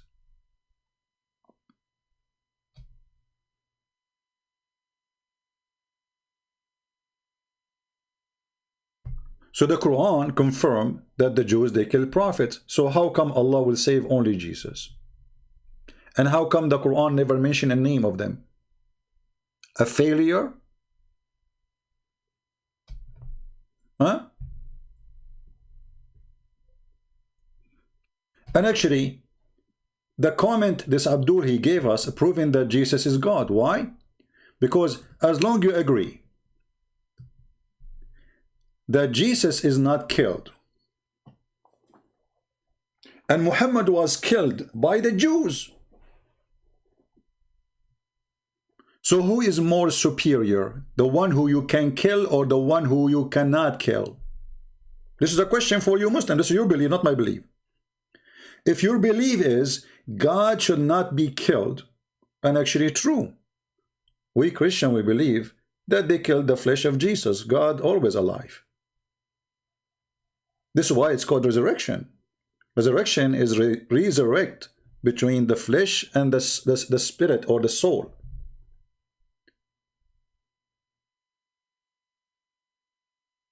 And as you know, our God is a spirit too. Not like your God, who is just a piece of concrete, a samad. What is a samad? Samad is from masmud, which is a whole, have a solid body around it. In Arabic, we say masmuda, which is taken from the Aramaic word, which is a place you put your coin in. You make an empty bowl from a clay, and you make a hole in it, and that is what masmuda is. So your God is a clay and he is empty from inside. Once I was taking I have like two Muslims. One of them is an old man, older, and the other one is younger. And the younger, you know, they cannot take it to see a Christian. He's like an Arab Christian. They cannot take it. So right away he started to argue about religion. So we are eating, you know, and then he says to me, you know, I have a question for you about Jesus, you know. And the old guy, he said to him, don't go there. Let us eat. We don't want to talk about this. The younger one, he insists. I said, that's okay. Let him ask. So he said, if Jesus is the Son of God, how come his father let him be killed? I said, well, you got a point there. You get a point. If Jesus is the Son of God, how his father let him get killed? But look what happened. And I said to him, but according to you, Jesus must be then the Son of God. He said, how? He said, you just told me if he is the Son of God, his father will save him. Isn't it? This is what happened in Islam. If he is the Son of God, his father will save him. But this is what happened in Islam. God saved the Son. So your logic always works against you. And we Christian, we don't believe that God, he killed himself. That's a lie. There's no verse in the Bible says such a thing. You are fabricating news about the good news. This is how Islam can survive, by making gossip against the Bible. Gossip, lies, fabrication.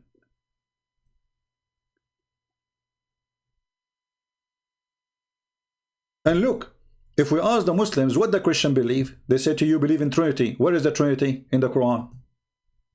Any Muslim can show me the Trinity in the Quran? The Trinity in the Quran is the most confusing, stupid Trinity ever. According to Muhammad, the Christian believe in Jesus and his mother and Allah. That is the Trinity.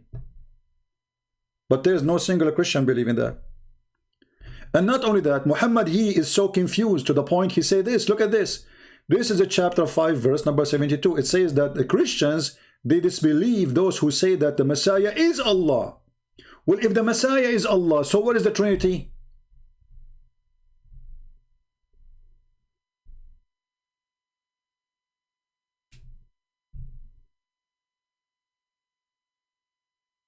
Any Muslim can tell me?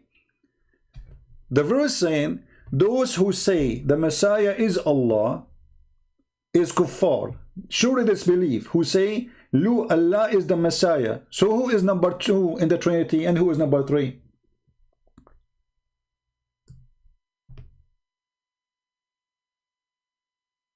Any Muslim can tell us? We have a servant of Allah saying, don't listen to this guy, he is misleading you. Yet you cannot refute me, my friend. Is that how misleading working? You cry like a baby, but you cannot refute me? Get me busted. If the Messiah, according to the Christian, is Allah, so who is the second person in the Trinity? Any Muslim can tell us?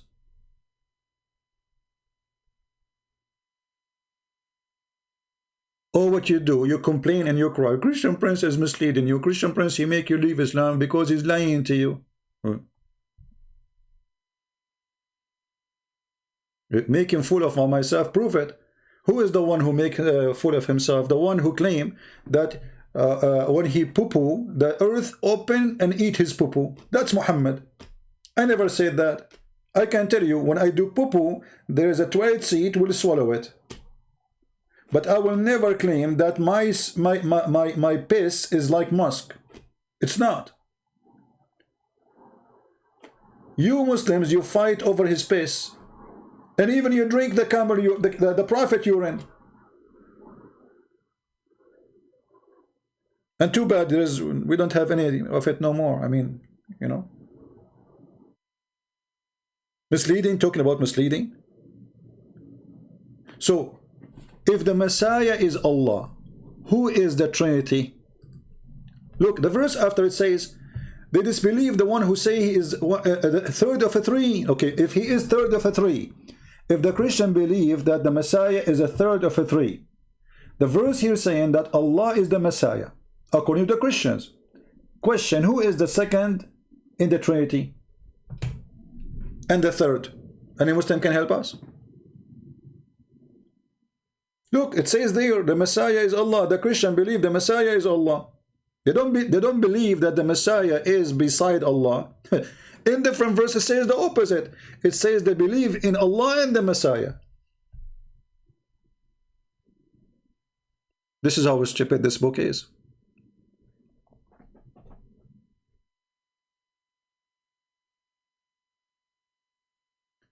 The verse after it here, in verse number 75, chapter 5, it says that the Messiah is a messenger. All messengers before him, they die. Look at this. Messenger like whom passed away. But did Jesus pass away?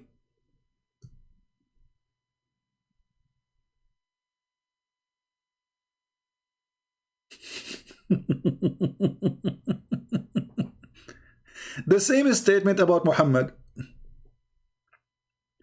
A servant of the most merciful. Do you like to call me? And talking about your route in hell. Isn't it the Quran says, وَمَا مِنْكُمُ إِلَّا وَرِدُهَا? Each one of you is going to enter hell. You Muslims, not me. Isn't it Abu Bakr and Umar al-Khattab? He says, لَا آمَنُوا مَكْرَ اللَّهِ. I cannot trust the deception of Allah. So even if my foot in the heaven, I don't trust him, I might go to hell.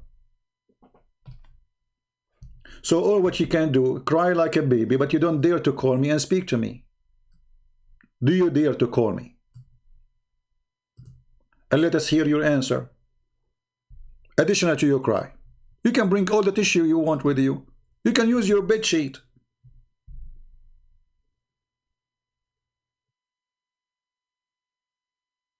Do you want to do that? Or you want to stay crying? Play victim.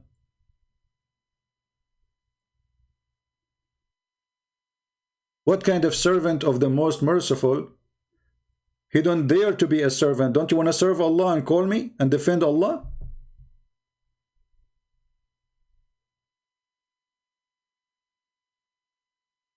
I am the agent of the Dajjal. Let us talk about Dajjal then. You see, you are inspiring us to laugh at Muhammad. Guys, you are the agent of this Dajjal. According to your prophet, there's 30 Dajjal. Which one will come? Can you count them for me? There's 30 men, they will claim to be the Messiah. Why everybody want to claim to be the Messiah? Nobody want to claim to be Muhammad.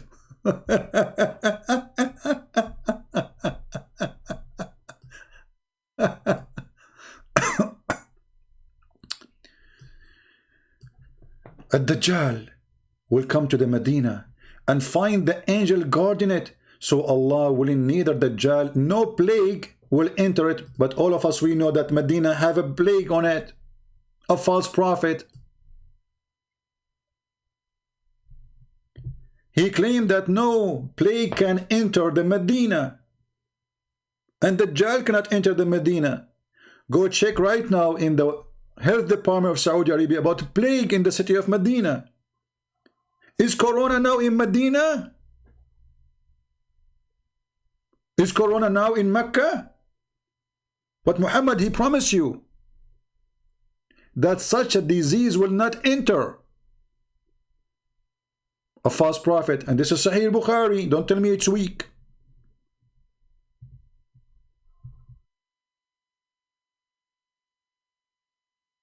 My friend, you are too small even to say my name.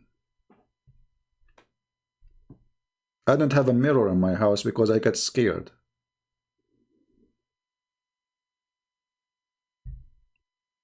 I go like I look at the mirror like, what the heck, I'm going to leave. I cannot stay, you know. You want to talk to me? We know that Zionist paying you. Okay, no problem. But what about Muhammad being paid by the Zionist? Let us see what if Muhammad was a Zionist made or not. Obviously, Muhammad was a Jewish agent. He was the puppy of the Jews. How we can prove that? Let us go to the Quran. If you go in the Bible, you will see the word Palestine. You will not find the word Palestine even once in the Quran. Why? Because the Quran side with the Jews, promised them the Holy Land, ordering them to go and kill everyone who live in it. Chapter 5, verse number 21. Do you see it, servant? Your God Allah is a Zionist. And remember Moses when he said to his people, okay, what he said, Allah have a favor upon you. He favor you upon all mankind. Okay. He made you kings. Okay. He made the prophet from you. Okay. And now what? O my people, enter the Holy Land which Allah has assigned into you. Do you see it? The Zionist God. Do you see it? Your God is a Zionist. He's the potato of the Jews. They made him say, this is the Holy Land assigned to us. Who? The Jews. It's not to Yasser Arafat. It's not to Hamas. Not even a single time in the Quran, the Arab mentioned in that word, in that place. Not even a single time the Palestinian is mentioned in the Quran. Not even a single time even in the Hadith. What the Quran is saying, that this is the land of the Jews. You like it, you don't like it, do breakdance. So you are the servant of Allah who is the servant of the Jews. Isn't it the Quran says that Allah, he favored the Jews over all mankind? Not only mankind, even over the genies. The Jews, not the Arab.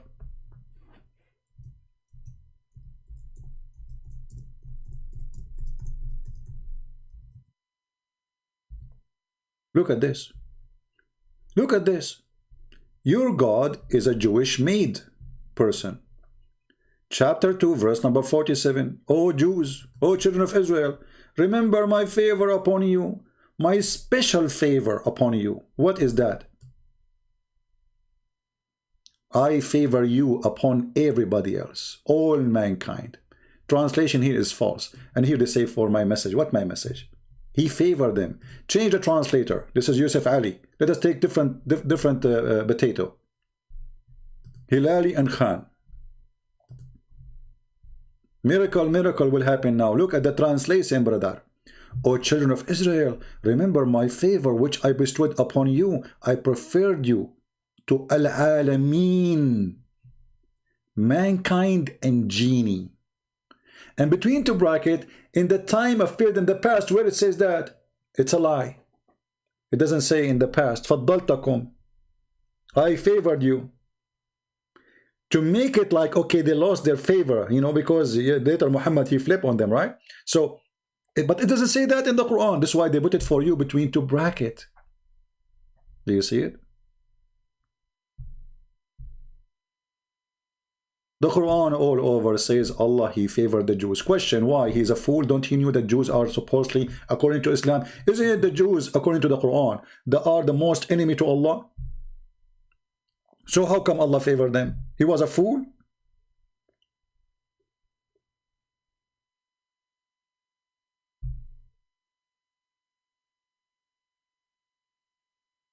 Who's next?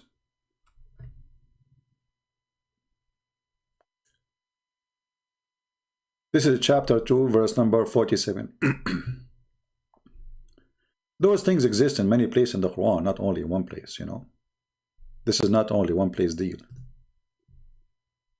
The Quran many times, it says it clearly, like chapter 2, verse 122, as an example. Chapter 45, verse number 16. And actually in this one, it says it clearly that the prophethood is coming from the Jews, not from the Arab. Look at this. We did aforetime grant, what aforetime? Let us change the translation. I mean, that's a stupid translator. Aforetime. This is Hilali and Khan, Muhammad.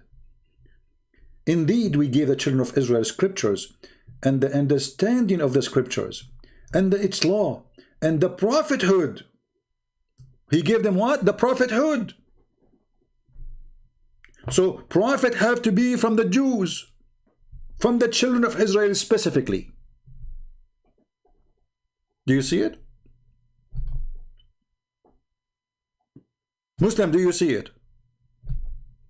Chapter 45, verse number 16.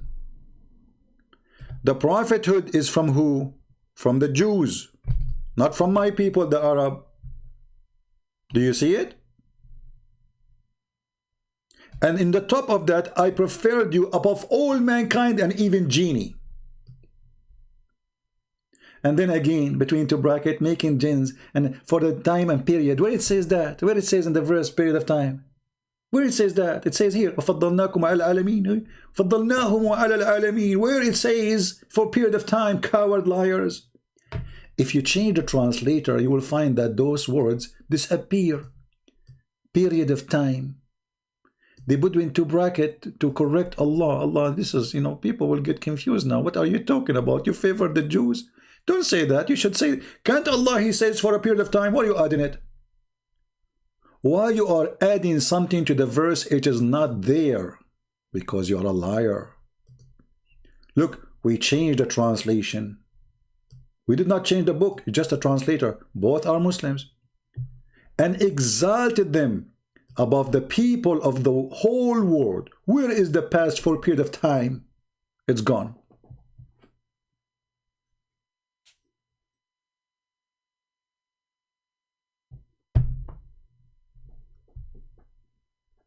Do you see it?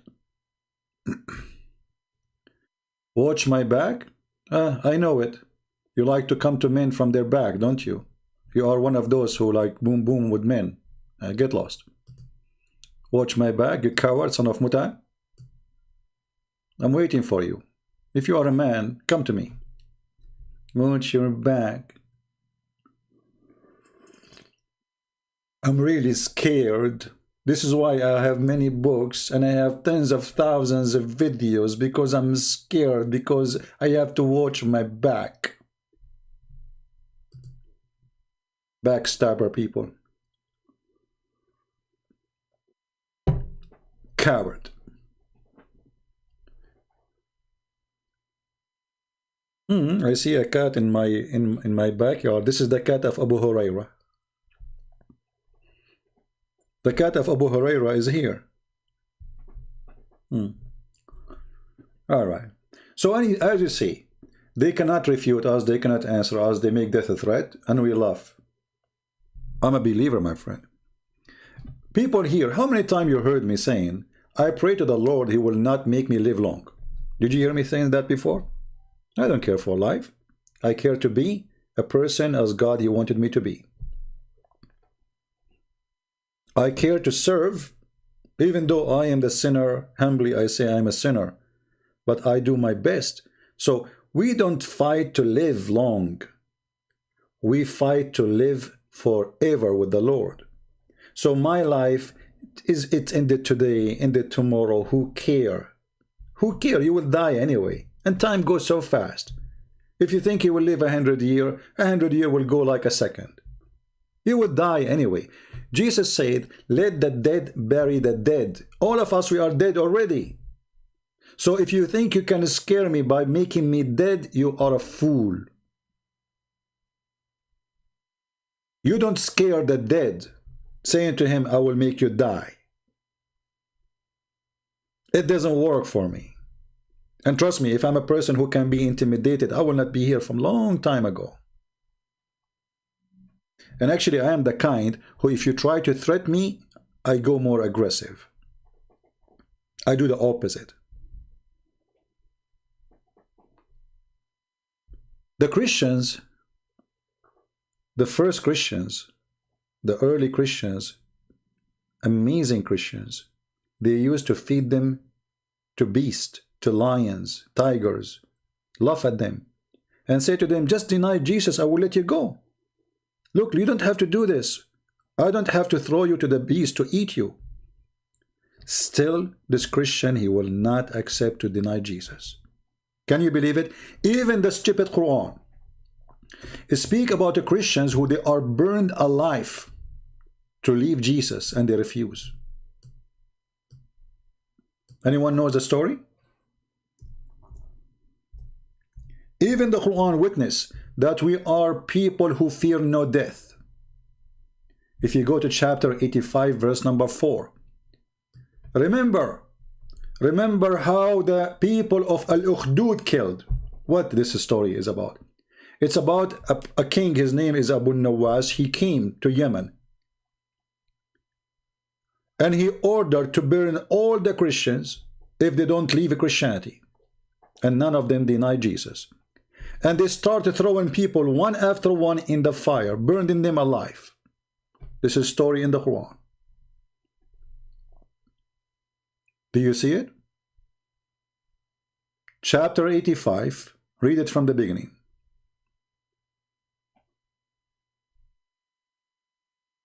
And the Quran calls us believers.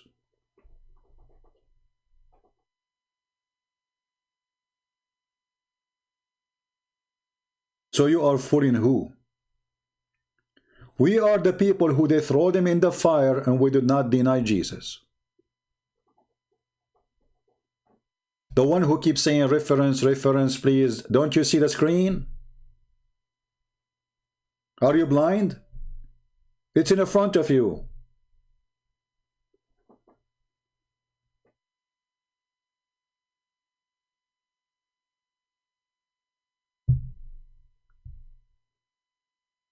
Who is next?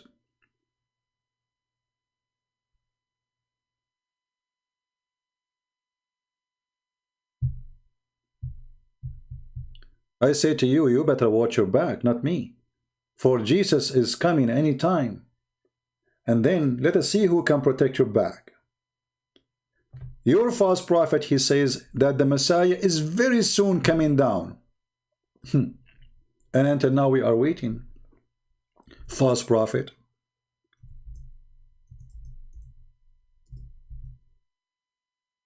False prophet. Claiming that the Messiah is almost coming down in the corner. He is there. Look, he is coming. And nothing happened. But you are the one who have to watch back, because my Lord the Messiah is going to descend. And your prophet saying he will descend. Do you know why is that? Because he is in heaven. While your prophet is dead under the ground. And the Muslim, they buried him because he stink, as the hadith say. His stomach was farting. They did not bury him for 3 days. Ibn Abbas, he said, bury your friend, he stink.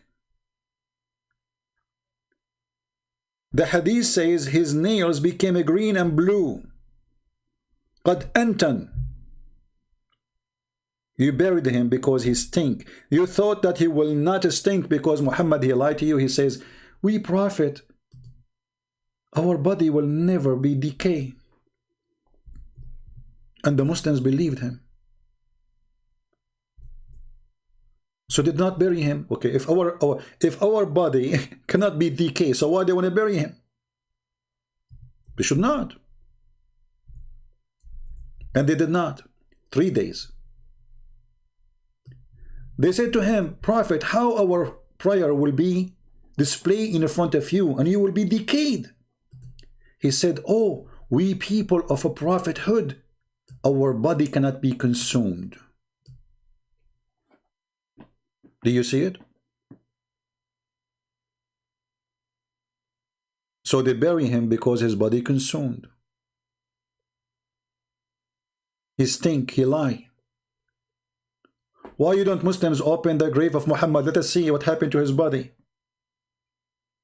If this is true, his body will be the same as it was in the day he buried, which was a stinky anyway.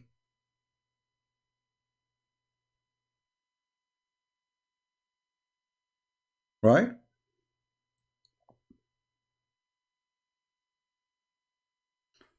I invite you Muslims to believe in the Messiah.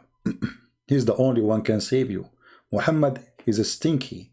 He stink, he die, he rotten. And this is written in your books that he smelled bad. He was farting, his belly was going to explode. And they buried him before it's going to explode. Do you know why his body? I mean, this has happened to everybody, by the way. If you are a person and it happened, you die, and they leave you out of the grave for a few days, then your belly will become big. Why? Because the bacteria is going to digest the food you have inside you. And all kind of gas will come. And the gas is not coming out. So your belly will become big. And then you will start farting every few minutes. The gas cannot be held inside you, and the gas will coming out from your anus. So Muhammad, he stink. It says in the hadith, قَدْ رَبَى بَطْنَهُ. Who is a Muslim when I say to me, this is not true? That I'm making things up.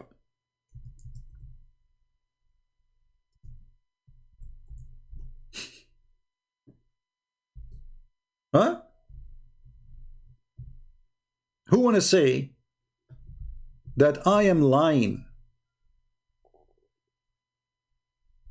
You don't dare.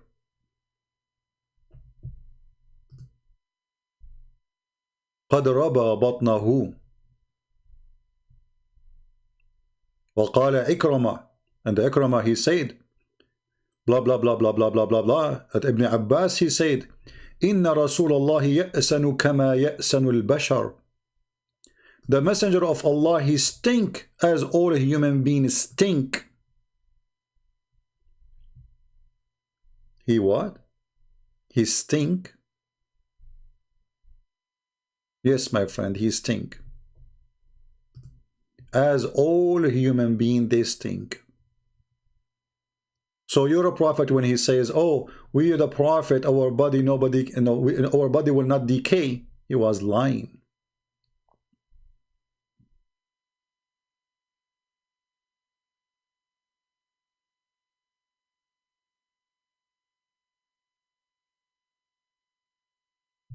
Any Muslim want to take a challenge?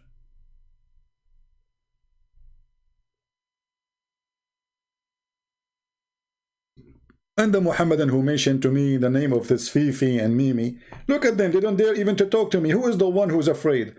I am willing to call them right now. They are not willing to take my call. So who is the coward? Who is the coward? So don't mention to me names of kids. If they are, if Mimi Hijab, he promised the Muslim to debate me. Where is the debate? I called him. I am the one who called him. He hung up on me more than 6 times, and then in less than 3 minutes, we did not debate. He played a video. Did you say that? Did you say that? Coward. You don't have any person exist in this earth he dare to debate me. And I'm here for it.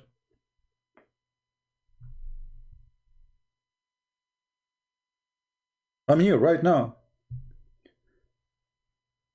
Let us prepare for a debate. I'm willing to debate you face to face if you are a man. Face to face? Why you want to deal? What face to face? What is it? What difference is going to make face to face or bump to bump or shoulder to shoulder? People, they want the answer. Face to face, you do it only face to face, brother. Yes, brother, we do it only face to face, only with a Christian prince. We debate anyone in the internet except Christian prince. We have to do it face to face because they are looking for excuse. If you remember, there was a guy in the Philippines. He, you know, the people, they send me his video saying this guy is a challenging Christian for a debate. I said, okay, that's wonderful. So I contact him in his Facebook. I texted him. I posted. I made a video. And still he don't answer. And he posts his phone number. So somebody, he live in the Philippines, he called him. Somebody, he live in the Philippines, he called him.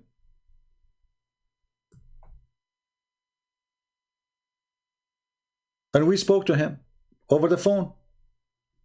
What he said to us, if you see what he said to us, you will die laughing. The same comedy. They knew they are no match. The same as Shabir Ali. He agreed to debate me. Then he bought my book. Then he said to ABN TV, sorry, I'm busy with my PSD. He's busy. I mean, what you can do? The guy is busy. Hello? They are busy. Hello. Let us see where is the story about Rashid in the Sun.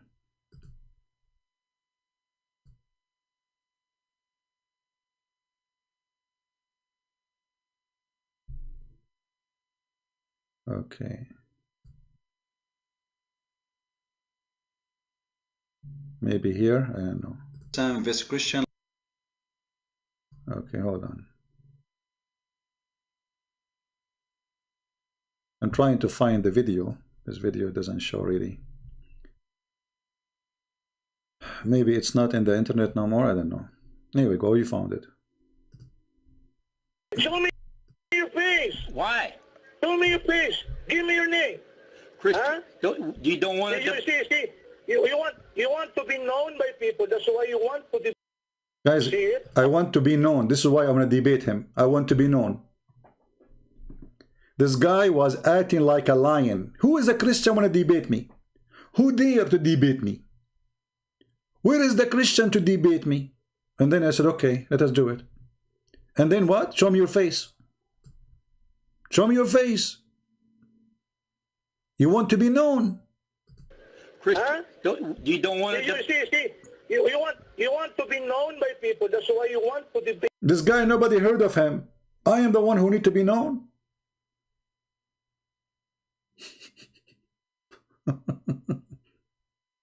Who are you? Me. And you accuse me of a lot of bad things. If you're a Christian, if you're a good Christian, you will not be like this. See? If you are a good Christian, you will not be like Christian Prince. So the Muslims, they make fun of you for being Christian.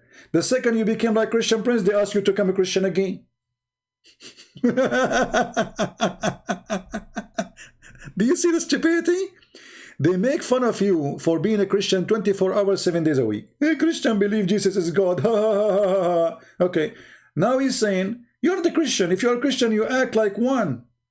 So the second you are spanking their lies, getting them busted, they say to you, you are no Christian.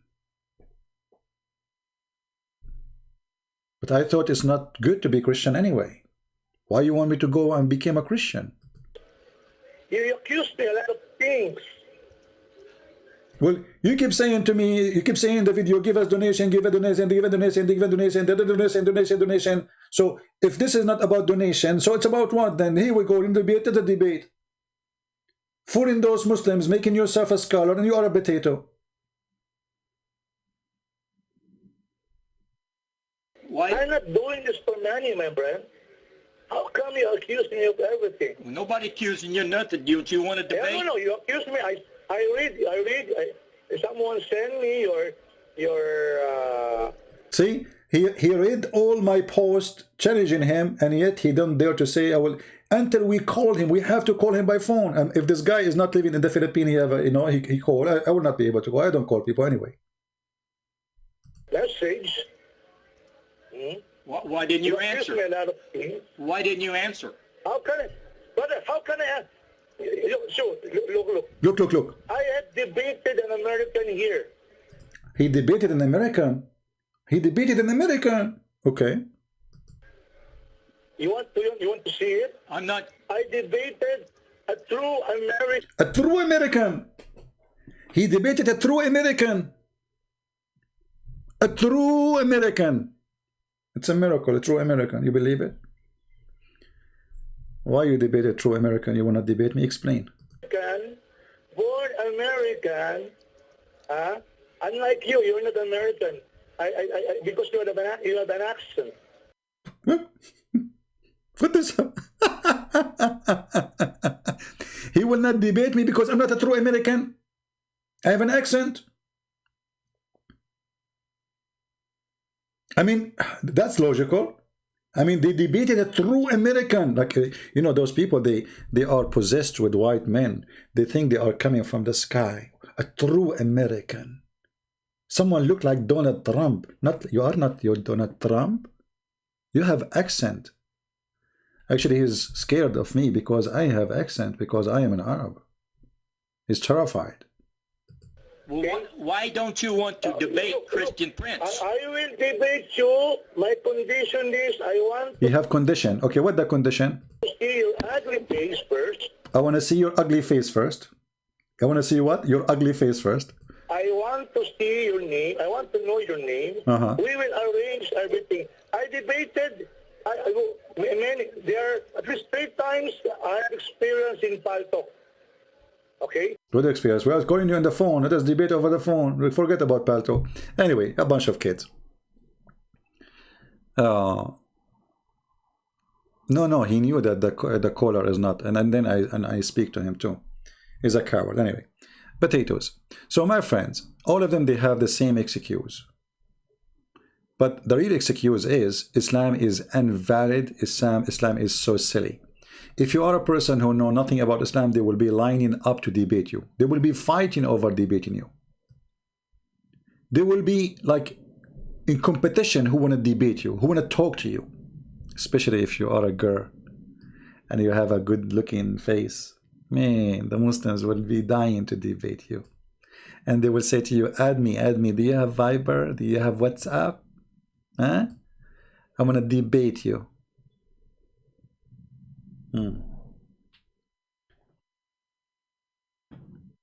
That is Islam. So anyway, my friend, they cannot debate us for a very simple reason. Not because of me, but because we have the truth, and the truth is Jesus. When you want to debate a cult, the first thing you need to do before you go to war with the devil, what do? You don't go and say, devil, hey, I want to fight you. You have to be ready. You have to prepare yourself. You have to be armed. So you have to be armed by 2 things. Knowing your religion, your belief, if it's a religion, it doesn't matter what religion is you are believe in. And if you are a Christian, knowing the truth, which is Jesus. Knowing how to refute them about the Bible, all their lies.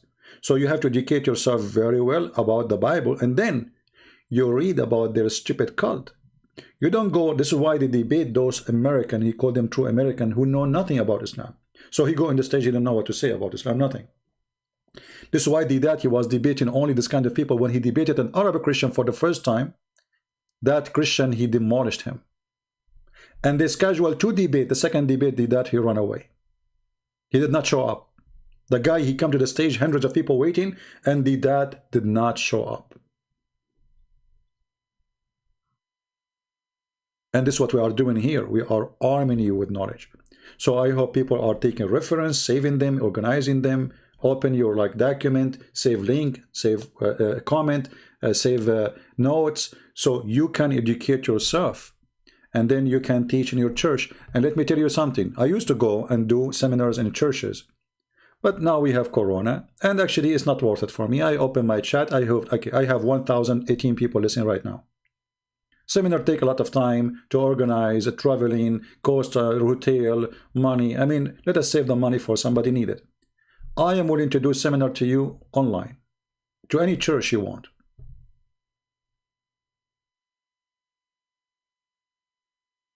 Even if it's a smaller group, especially if they are people who they are teaching in the church, which means they are priests or they are ministers.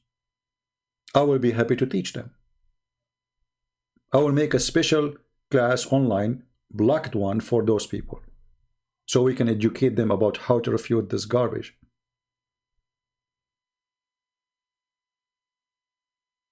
I'm willing whatever I can do to do.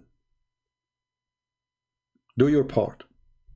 They are trying to target your children's, trying to fool them. They have millions of videos. They spend a lot of money. You see, we don't have people who support us, like organizations support us, etc. They have organizations. They have government supporting them. In our case, everyone is against us. YouTube against us, Twitter against us, Facebook against us. Everybody is against us.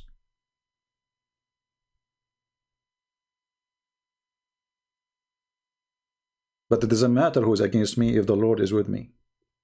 Always we are victorious. For we have Him in our side. So we don't worry about who do agree with us, who don't agree. Even sometimes there's people who claim to be Christian. They say to you, you are not being gentle to the Muslims. You are, you are being rude. What kind of a Christian those Christians are? Don't you know that Jesus, He called hypocrites? Don't you know that Jesus, He called liars? Don't you know that Jesus, He called them evildoers? Who told you that Jesus was not rude with them? The second you say the truth, you are rude.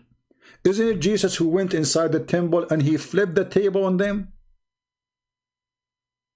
So those fake Christians, they only want to read a statement in the Bible. The Bible says love your enemy, but He will not tell you that the Bible says if you love somebody, you scream in his face when he's wrong.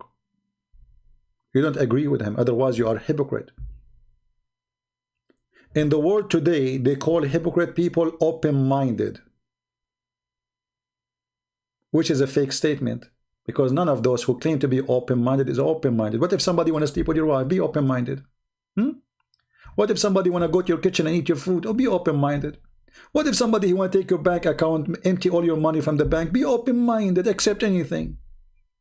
Right? Accept anything. Lost found. Are you a Muslim, my friend? You said to me, come online in Paltalk. Are you a Muslim? Are you a Muslim? Do we have any Muslim want to debate me?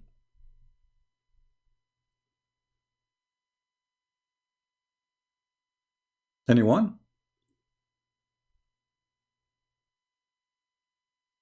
So, you know, in the world of propaganda today, you will find a lot of people, they say foolish things to you, like be open-minded. What open-minded? Nobody in this world, you know, like, I don't want to talk about politics, but, you know, they say to you, like, okay, open the borders. But those themselves who say open the borders, they have fence around their house.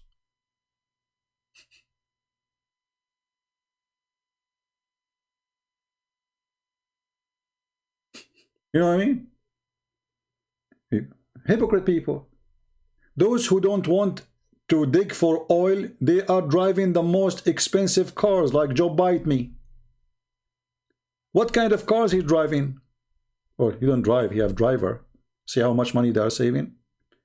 What kind of cars all his Secret Service they are driving? Are they the small cars with 4 cylinder or V8?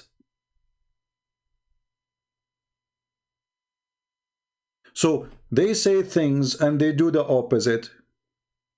And they say to you, we need to save energy. This is how the world we live in today. You know, everything is upside down. They give you a speech about supporting the poor, but none of them is a poor.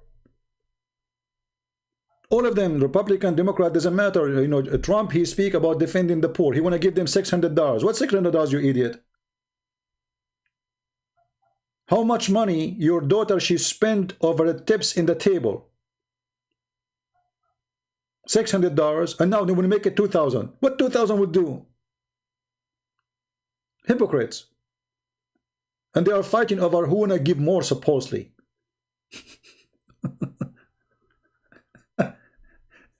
And we wanna give you health insurance, and nobody have health insurance. I will give you Obamacare, but Obamacare is very expensive. It's more expensive than before.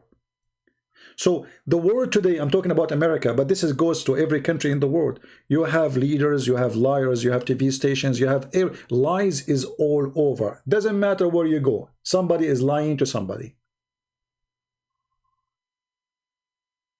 And they claim to be decent.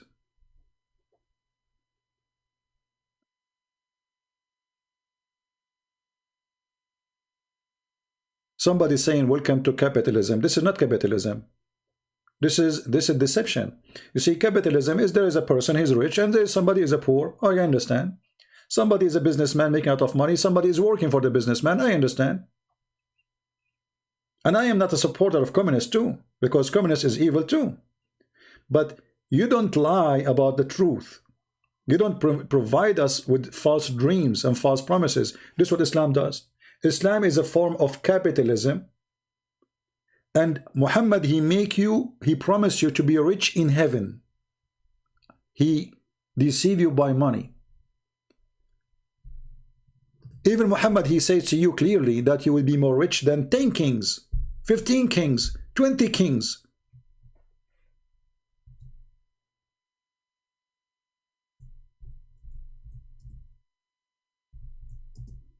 Let me show you the hadith.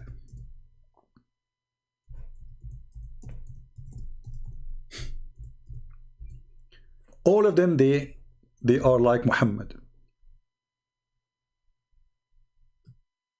They promise you before you elect them that they will make you rich as a king.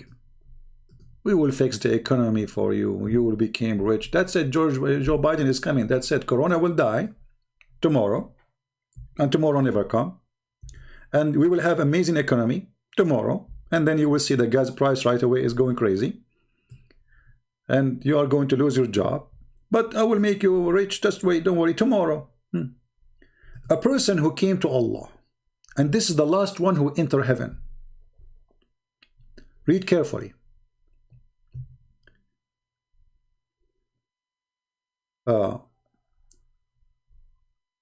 A person asked, who amongst the inhabitants of the paradise is the lowest to rank? Who is the one is the lowest?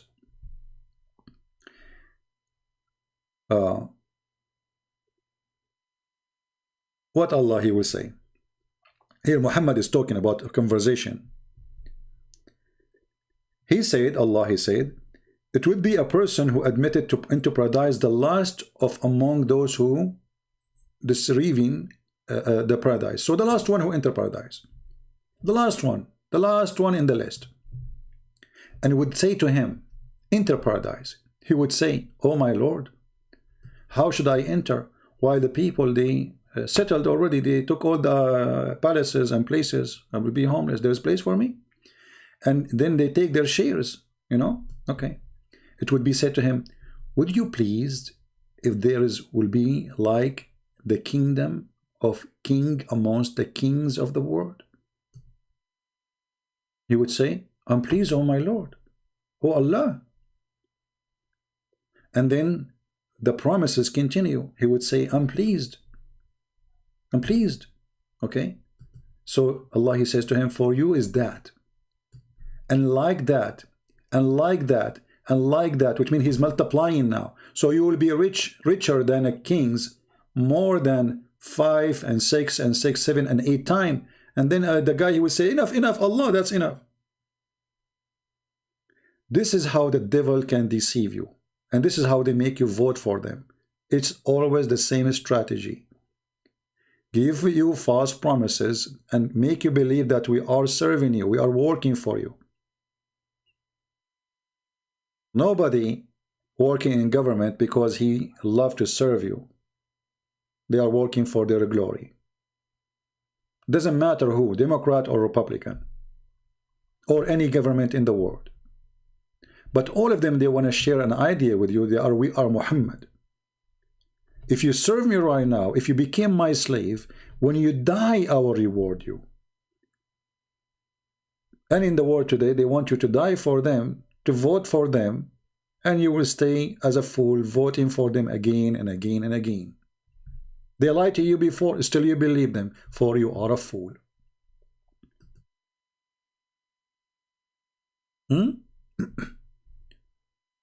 That is the truth. Henry, he want to call me. Who is this Henry? Are you a Muslim, Henry? Muhammad Saeed, call Christian Prince. Okay.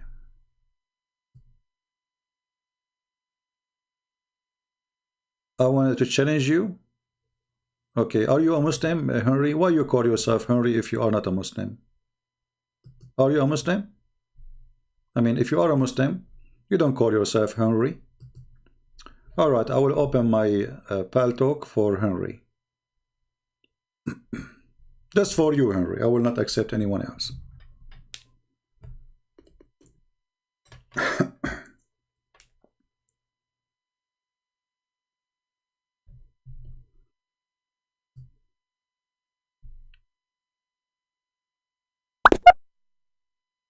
Text me, Henry.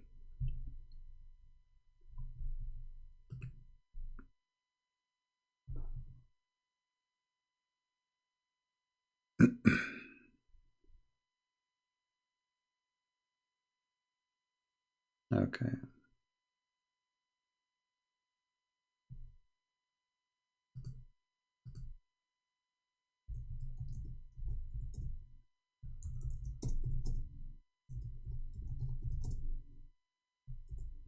Text me, Henry. I'm waiting for you.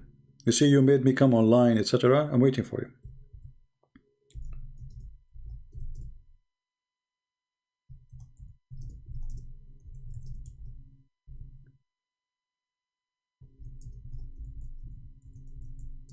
So all this time you are saying, I want to talk to you, I want to talk to you, and you did not text me?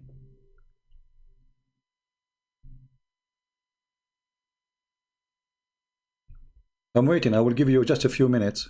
If you don't text me, then you are just a kid.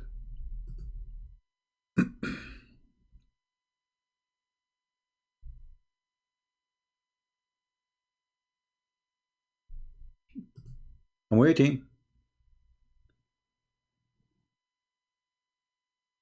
Just text me, say I'm Henry, and I will call you immediately.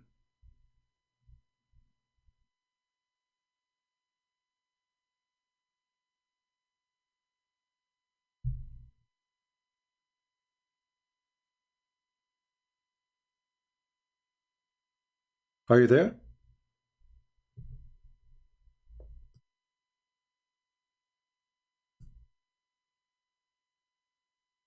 Okay, we'll give him a few minutes. So many false liars, they are exist, and they have, and there is many form of religion in this world today. It can be politics, it can be parties, it can be many things, but all of them, they do the same.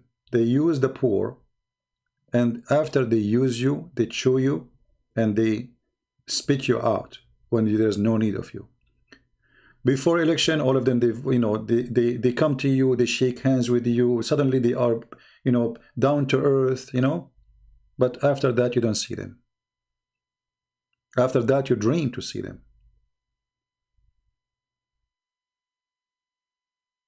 Do we have any Muslim? My pal talk is open. Anyone? He's a Christian, so why he wanna call me and debate me?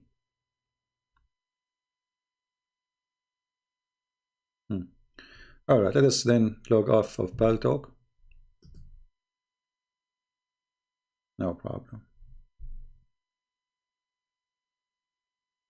All right, so guys, thank you very much. I've been here for long enough, and don't forget to download the video. As you know, we don't keep our videos for long, so this video will be taken down very soon, maybe a few hours. I will leave it maybe for until night time, my time, which means maybe 8 hours from now, to give you enough time to download it, share it with your friends, and please don't forget to subscribe to those who download my videos and put them in their channels, because this is how you can find my videos which I deleted. All right, If you look at my channels, this is not, by the way, this is not even my official channel. This is just one of them. That's why I have a small numbers of subscribers. But doesn't matter really. Wherever I go, I open the channel, we will have a lot of people watching. But subscribe to those who download the videos, those who even add subtitle in your language if you speak like Indonesian, etc. There's many of those who do that. Actually, there's one person, I forgot the name of his channel. He always he is the first to add subtitle, you know, support this guy, you know, and I don't mind even if those people who download the videos, if you give them even help, support, even donation, you know, I mean, help, whoever you can help if they need help. So those videos is not made for me, is made for you, for your children's, for your wife, for your family. So nobody can deceive you and nobody can lie to you. We are the people of Christ, and Christ is our master. The Bible says, how many masters we have? We have one master. His name is Jesus the Christ. No other master, no president, no government, no Muhammad, no Islam, no atheism, no communism. We have one master. His name is a Christ. And why he's our master? Is that because he's scary? Is that because he is a criminal? Is that because he's a killer? But no, because he loved us. For God, he loved the world. He sent his only begotten son.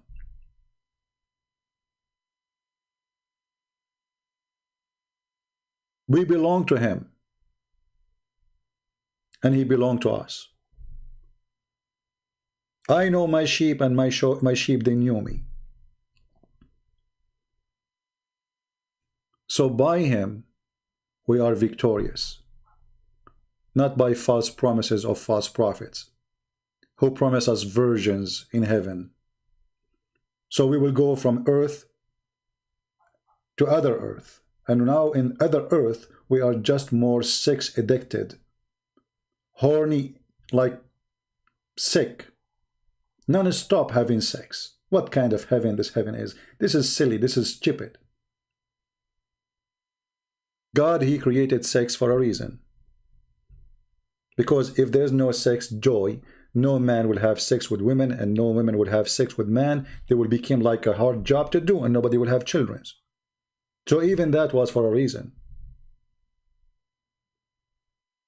In Islam, the reason is only sex. In Islam, Allah will create for you women who they have no jealousy. Why? Because they became a machine.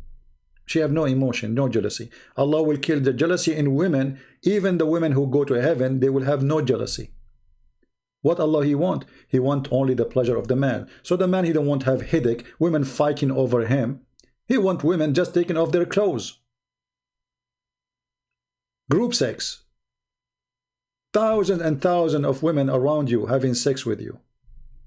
And Muhammad, he promised them that each time you have sex with the women, your orgasm will be 70 years. 70 years. Orgasm. How sick. And if you have 72 women, only, not 80,000, because 70, the 70 number is for the lowest Muslim. This is the lowest. So if you have 70, and each one of them, or 72, and each one of them, you will have 70 years orgasm with her. 70 years orgasm? What does that mean? That means that the woman number 72, in order to sleep with her, she have to wait for 5,040 years until her turn come. So if your husband, he slept with you today, you have to wait for 5,040 years, and we did not count the time of sex, we count only the time of orgasm. Who in the world want to believe in such a garbage? 5,040 years you are waiting for your turn? 5,000 years? 70 years orgasm? If the orgasm is 70 years, the sex for how long? With each woman? So, my friend, Islam is a sexual cult. Everything on it is based on sex and food, the belly and down. the belly and down, seduce you by being a king, seduce you by being rich, gold and silver. Even in the heaven there's a market, there's no buying nor selling in this market except images of men and women. And when you like an image, you enter it and have sex with it.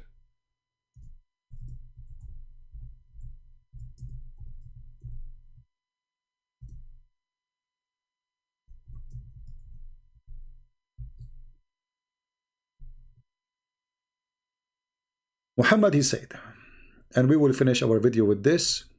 And again, we said we will make short video. This is how short my videos are. Very embarrassing, isn't it? The Prophet, he said,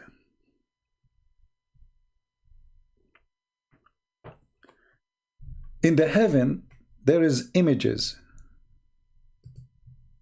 There's a market of images.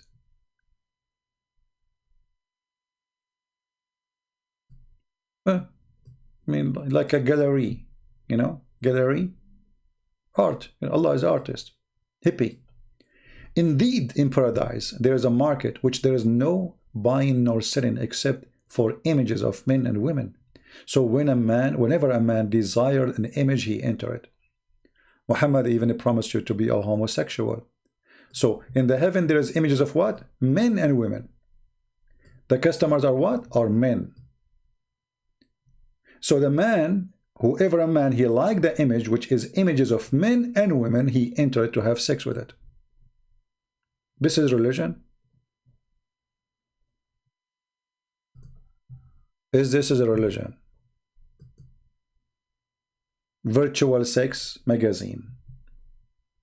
Images of men and women. You go, they open, you give you a magazine. You flip the pages. Oh, this guy, oh, he looks so good. So you jump with the guy and you have sex with him. This is God. Somebody saying that the hadith is da'if. Oh, well, okay. This is Sahih at-Tirmidhi. How the Tirmidhi is Sahih and it's da'if. If you search right now, what are the books of authentic? Is at-Tirmidhi one of them? Let us see.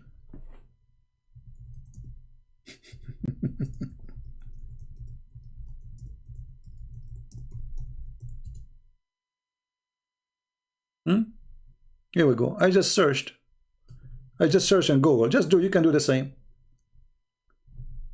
Kutub as-Sitta, the 6 authentic books. Sahih al-Bukhari, Sahih Muslim, Sunan Ibn Dawood, at-Tirmidhi. You see at-Tirmidhi? Look. Here we go. They have 6 authentic books. They call it authentic. So it's authentic when they want. It's not authentic when they want. Is it authentic or it's not? Ask Imam.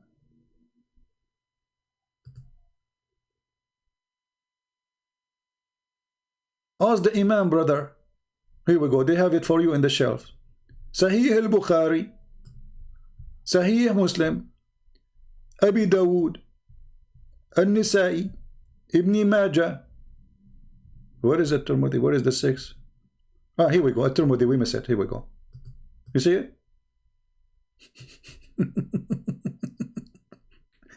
So when they put there the word da'if, we laugh.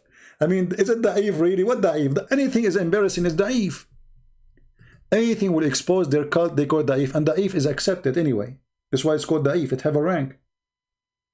There's a Muslim sheikh. He's a funny sheikh, you know.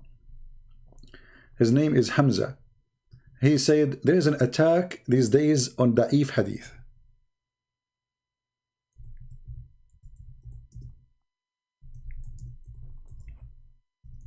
And he says da'if hadith did not flunk. It passed. It passed.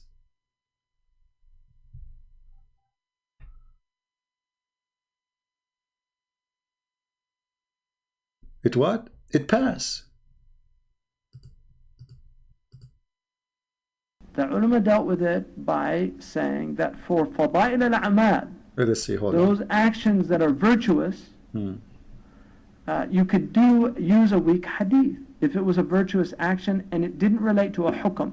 In Aqidah, the opinion of the Ash'ari and the Maturidi is the And here is explaining to you how confused the Muslims are, you know. But at the end of the day, he will say to you that the weak hadith is it pass. They don't. And so this argument against the weak hadith is a weak argument. And that is why Imam al-Awza'i, they don't.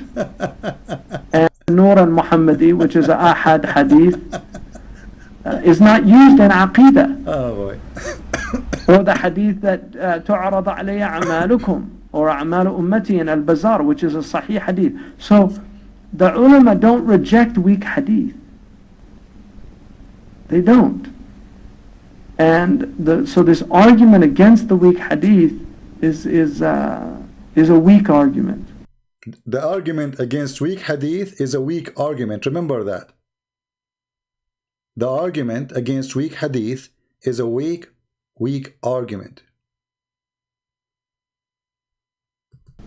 And that is why Imam al-Awza'i, who's one of the great imams of the ummah, who was as learned as the four imams. Anyway, and then he said to you that the weak hadith did not flunk. It passed. It passed, my friend. That's why it's called weak. Karihahu, like, you know, let's move where. I mean, this video is long. You know, again, it's based on the hadith of Yasin. It's you know, that Yasin is, you get the intention of what you read it for. So if you read it with a niyyah, then it has that blessing. Oh, hold on. Hold on. Look, this guy is saying you are taking his lecturer out of context. Some sheikh, they said there are only 500 mutawatir hadith, and he said mutawatir are certain. Who care about this? He just said to you, still you have to accept the weak hadith, if it's mutawatir or not.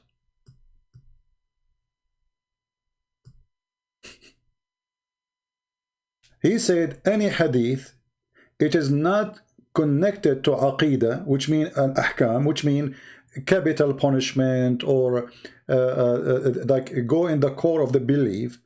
It doesn't matter even if it's a weak, you have to take it. That's why it's called weak, because it passed. It passed. It did not flunk. And he's just like, you know, he's really in a nice state. But, you know, something got stolen. I was on a train, and... As an example, you Muslim, you quote for us a hadith that your prophet, he said that in the last sermon, there is no white, no black. Are you there, Abbas? Can you show me the reference? The authentic reference? Can you show me the authentic reference?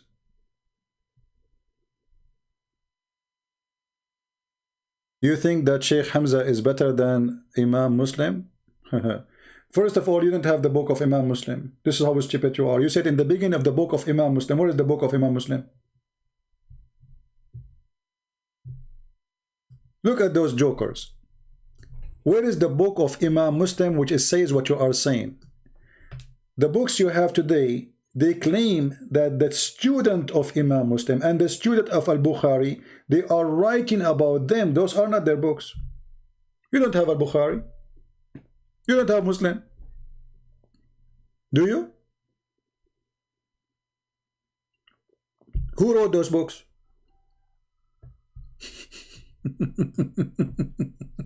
The same as your Quran. Who wrote the Quran? What a joker you are. Now listen, Abbas, I want to go with you. Let us play the game of Sahih. Guys, Abbas, he just said he accept only Sahih Hadith. You challenge me to prove it? That Muhammad body stink? Okay, let us see. Hold on. Oh, guys, he challenged me. No problem. All right.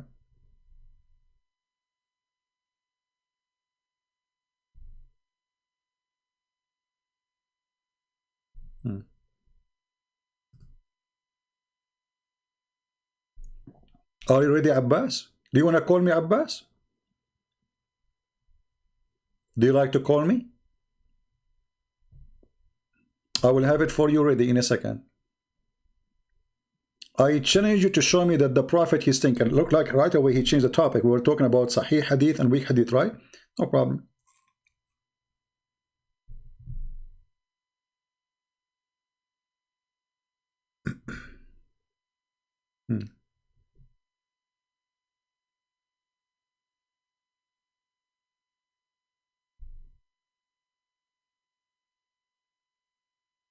Let us see.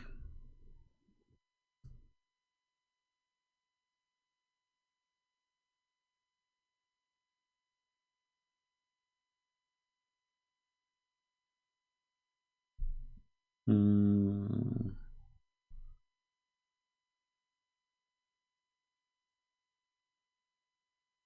just searching for authentic websites, so we don't, you know, I mean, Islamic website, not just. Okay, here we go.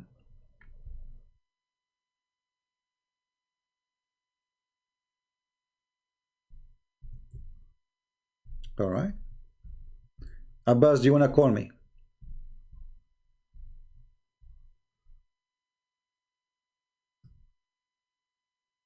In front of everybody. Abbas, do you dare to call me? And I will show you that your prophet, he stink.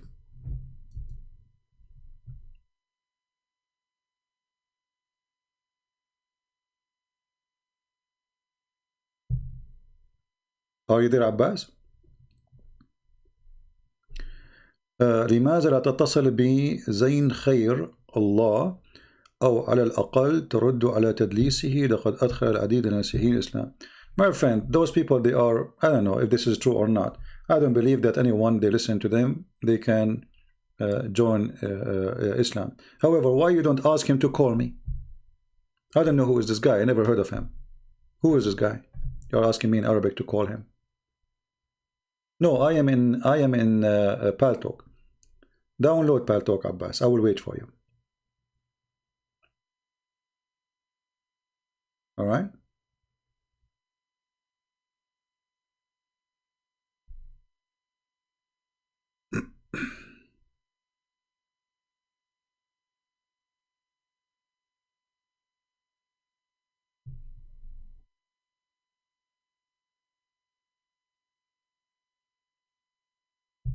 I'm waiting for you.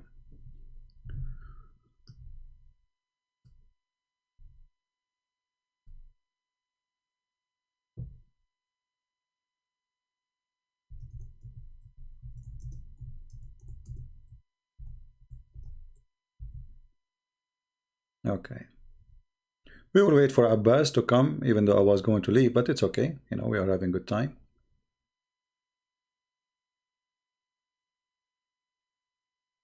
And let us see.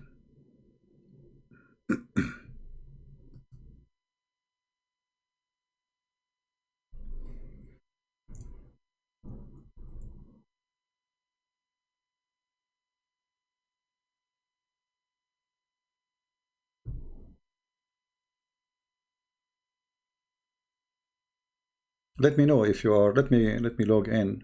I'll talk to.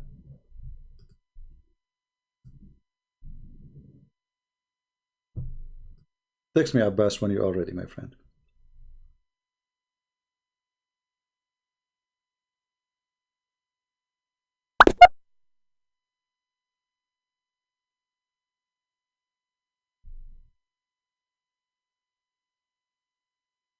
Waiting for you.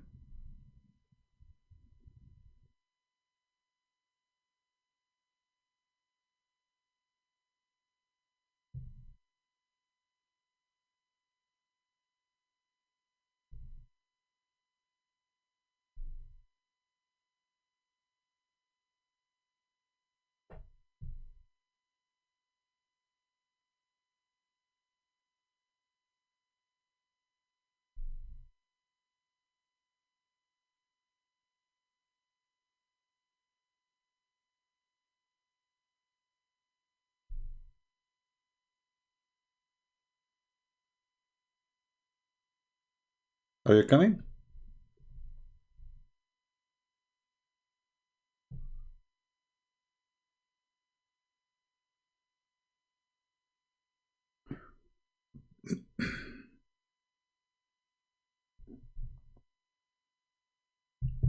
Guys, we are waiting for Abbas. We cannot download Paltalk at the moment.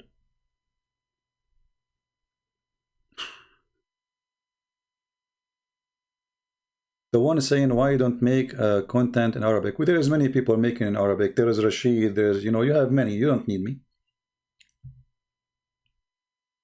All right. Well, let us see how and who said that Muhammad, he stink.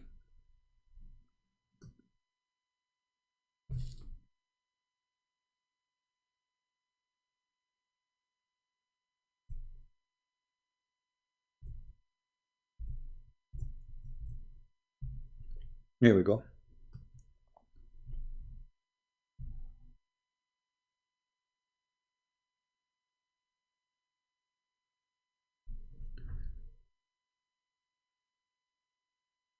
This is the hadith. The title is the problem between the Sahaba, the companion of Muhammad, when Muhammad he died. Did he die or not? Did he die or not? So look what happened. When Muhammad he died, they were not sure, like, did he die? Because, you know, he said they were expecting him to be the same as the Messiah. He will come back. Did he die or not? So Ibn Abbas, the cousin of Muhammad, or Abbas, sorry, he said to Muhammad, said to Abu Bakr and Umar, and Umar, he was screaming, saying that, oh, no way the Prophet he died. The Prophet did not die. Until even his mouth was coming, the saliva was coming like river from his mouth. And then Al-Abbas, he said to him, to Umar, Inna Rasulullah sallallahu alayhi wa sallam ya'san kama ya'san al-bashar. Wa innahu qad mat fadfunu sahibakum. The Prophet of Allah, he die and he stink the same as all human beings, they stink. So bury your friend and don't let him die twice.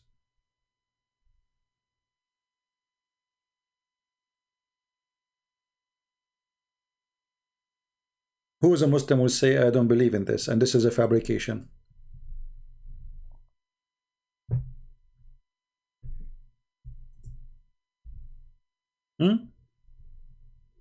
Let us go to the book. المنتظم في تاريخ الملوك والأمم. And we can find the same, you know, reference, I mean, in many places, not only one book. This is all over. What about Muhammad? He stink in different book. By the Imam al-Dhahabi, the Golden Imam.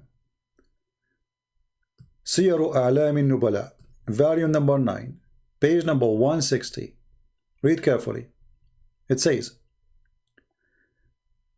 Abu Bakr, he came to the Messenger of Allah after his death, and he sat in the top of him, like, you know, hugging him, etc. And he started kissing him, saying, by my father and my mother, which means I will sacrifice my mother and father for you.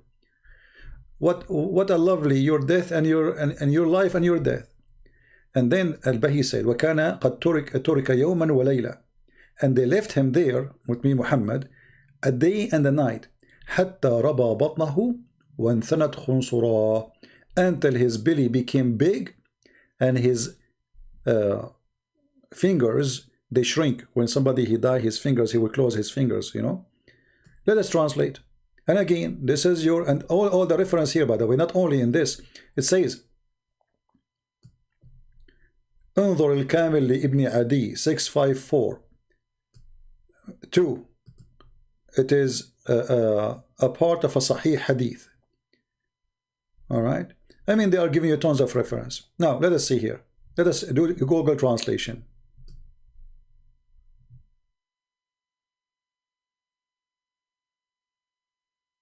Actually, let us do Google translation here. Don't have to go to Google translation. Here we go.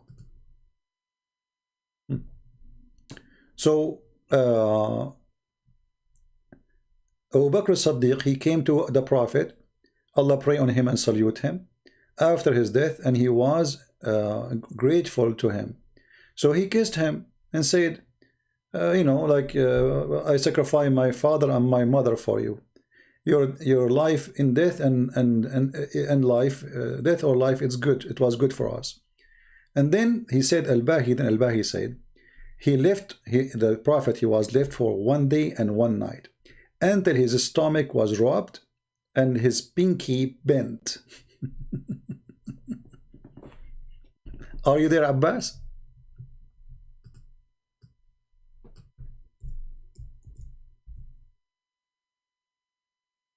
Are you there? Okay. So, you know, Muslims, Muhammadan, they can say whatever they want. They can accept whatever they want. Oh, so you know what? My screen was off. Sorry. Man, all this time my screen is off. Unbelievable. I apologize. Let us go back. I thought my screen is on. Sorry for that. Okay. This is the biography of the nobles. A'lam al-Nubala. Volume number 9, page number 160. And this is Google translation. I thought my screen was on. I apologize. And here we go. It's in front of you.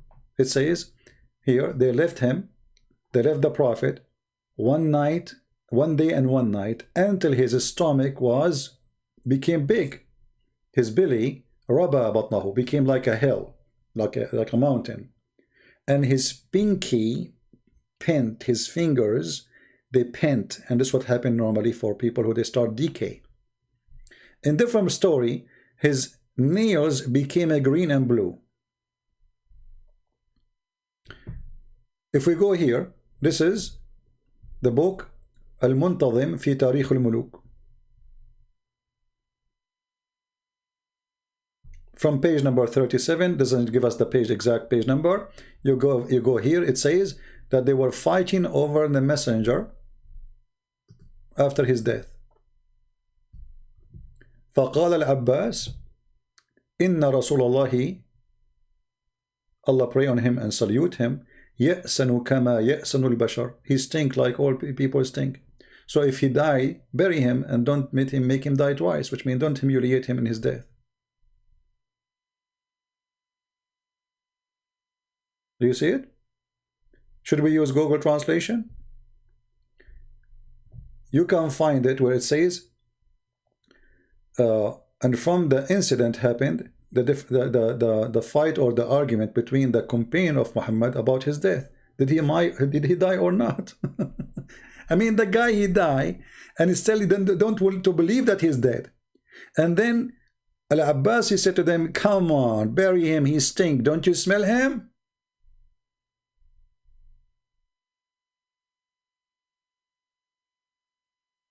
Don't you smell him? And then Abu Bakr, he said, the one who used to worship Muhammad, he died. The one who worshiped Allah, Allah did not die. This is the story in front of you here.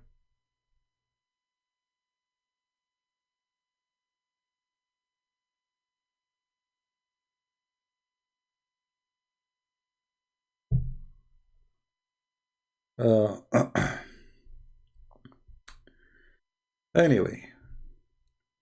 And we can use Google translation for this one too, you know. Let us see what the translation will say. Like, yes, and translate. And let us search for, to make it fast to find.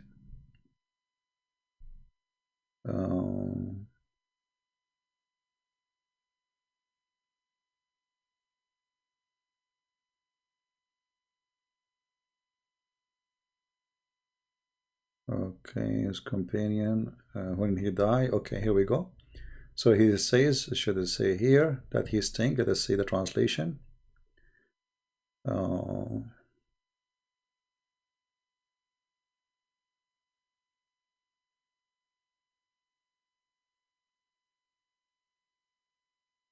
Let's see.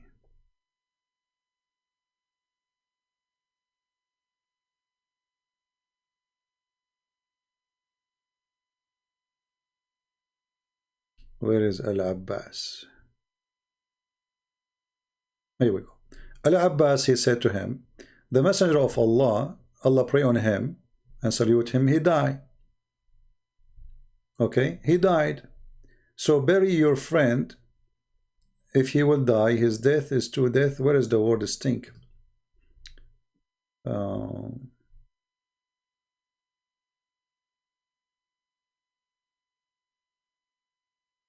Yeah, it's not showing the word here. There's a word. It says يأسن كما يأسن البشر. I think Google could not find the translation for it. He died, so bury him. Okay, where is the word? Let us see. Hold on. We can use Google translation.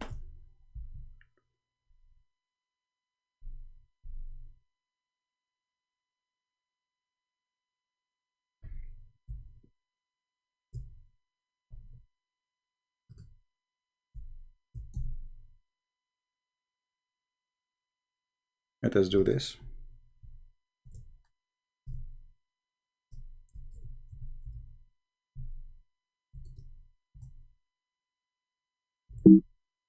I will try to go to Google Translation, copy the text as it is. All right. So here we go. Let us go to Google Translation. Give me a second. Google Translation. Okay.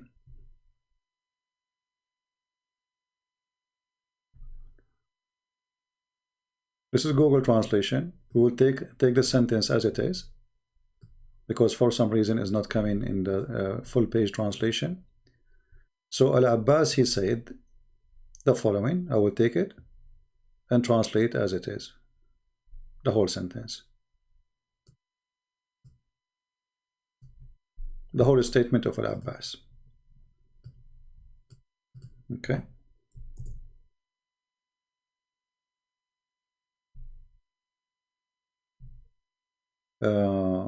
His harm away. Translation as his stink is coming as harm away. Yeah. So he's ya'san. You see the word here, ya'san. Ya'san kama ya'san al-bashar. If we take the word ya'san to the dictionary, you will see that the word ya'san is a bad smell. Actually, we can copy it and see if we can find it in the English translation for the hadith. Let us see. Then you will see that asina is coming from the word stink. Let us see. Yes, and this is غير asin. You see, غير asin, not dirty. So asin is something filthy, something dirty, something stinky. Where it says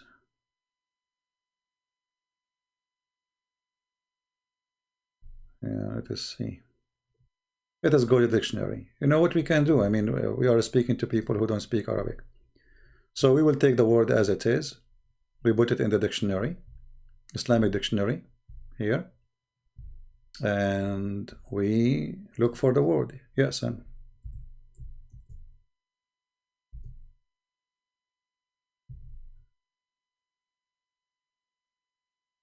polluted, pollution.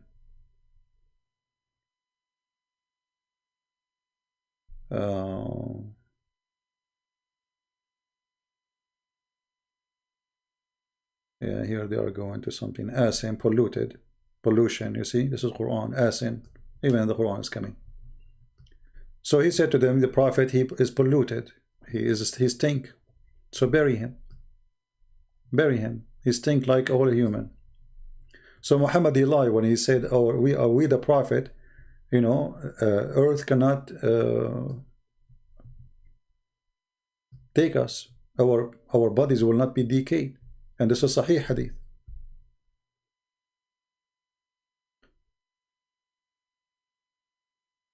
Otherwise, there is no need to bury Muhammad. If Muhammad says, my body will not decay, so why you bury him? Right? Why you bury him?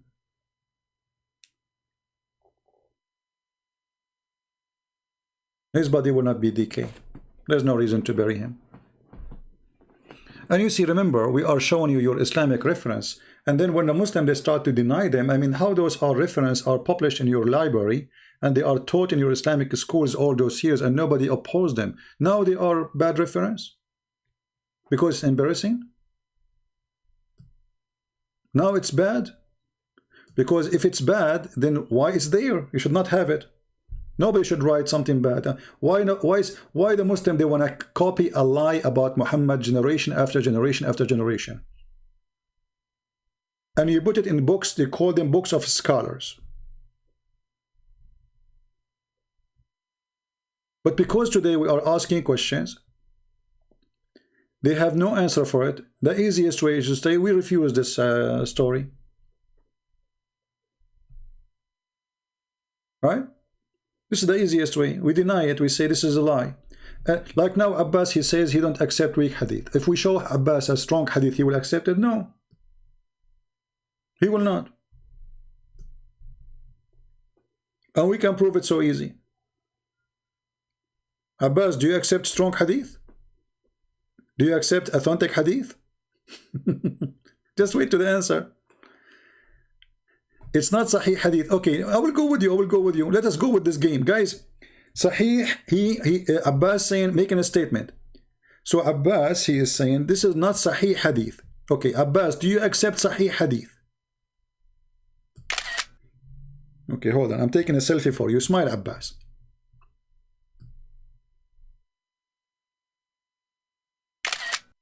This is a fabrication story and you know it. So why you Muslim write it in your books? I mean, guys, have you ever heard of a believers? They write fabricated story about their prophet as it happened? You know this is fabricated story and you know it. How you know it? Show us. Show us how you know this is fabricated story. Do you have any hadith against this hadith? Saying that Muhammad did not stink? No. So how you know this hadith is fabricated? So because it's embarrassing for you, you say it's fabricated. But you have no proof. Now let me ask you. Do you accept Sahih hadith? People, watch his text. Abbas, do you accept Sahih hadith, authentic hadith?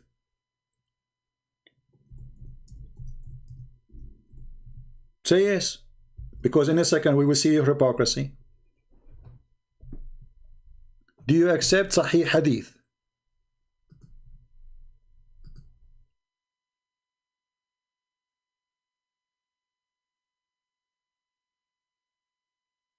You see, the gospel, the one you call it gospel, we don't call it gospel. It's you who call it the book of hadith.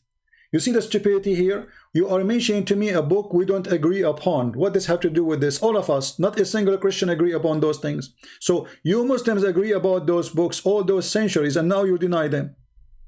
Now I'm asking you, be a man. Do you accept authentic hadith?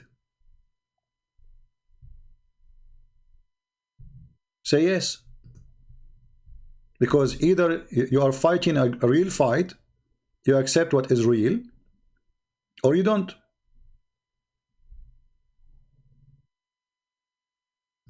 Huh? Let us see the story as an example. Let us see what Abbas will say. We will show, remember, we will show only what is authentic. We will show only what is authentic.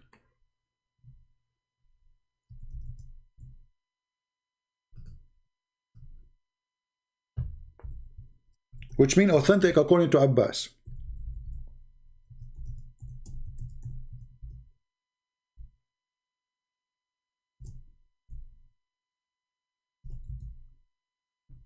Did Abbas answer? I wasn't looking at the screen.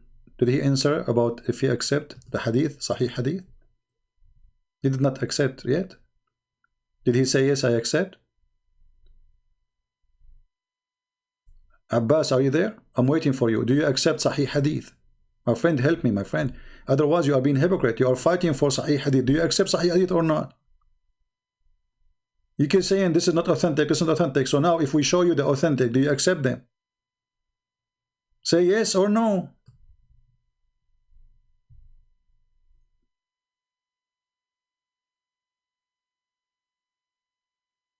Are you there? He will not answer.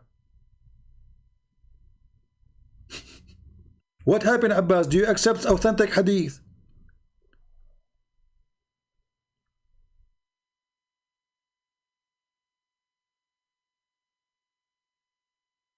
He said yes. Okay. He said yes. Where is the? Say it to me again.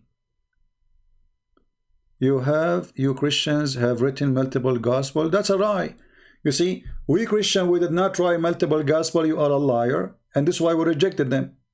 Otherwise, what we wrote, we will accept. It's us. We wrote them, right? You are saying. So you are a liar. That's number two. Number one. Number two. Now you said you accept Sahih Hadith. Here we go. Do you accept this one? That the Prophet was bewitched. Abbas, do you accept this hadith? That the Prophet was bewitched?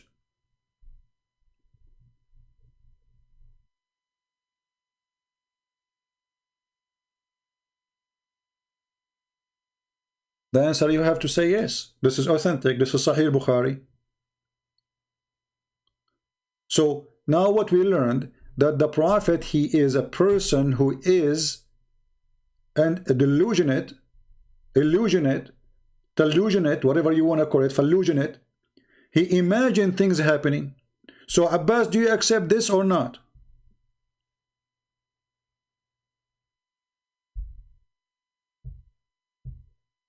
Shawak TV, if you are a Muslim, my friend, you can contact me in Paltalk. Not we don't use phone.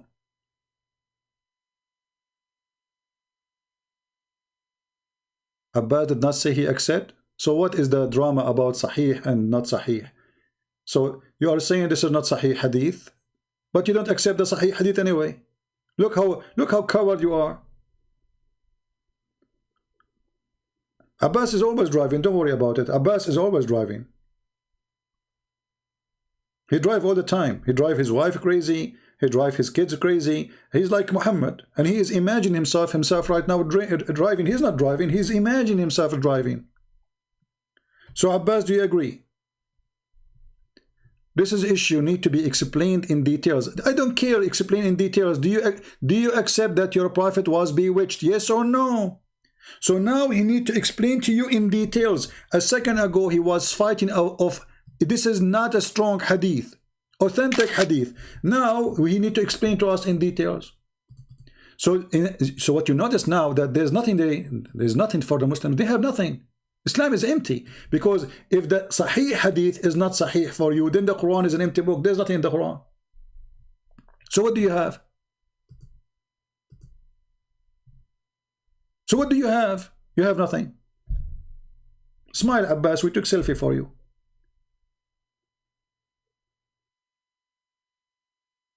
So what is Sahih when they want. What is Sahih is weak when they want. What is Sahih is accepted when they want. What is Sahih, the same hadith. Depend you are talking to who. If the Muslim sitting in the mosque and Christian prince is not there, they will say we accept this hadith, but now here we don't accept this one.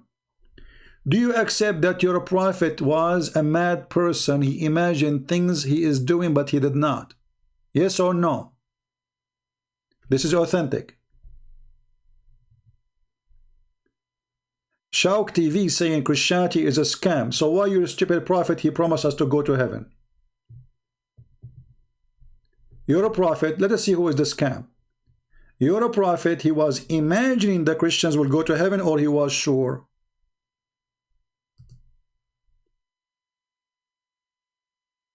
This hadith is false. Guys, look. This hadith is false, but this is Sahih. Look, my screen is full of selfie. Look. Unbelievable. This hadith is false. Prove it. Abbas, you are a coward and you are a liar. Stop your car in the side of the way and stop lying and call me. Show me the proof that Sahih al-Bukhari is lying. Because Allah, He promised to protect Muhammad. So Muhammad is false then. So what you just admitted, that if this hadith is true, Muhammad is a false prophet. Thank you very much. But this is authentic hadith.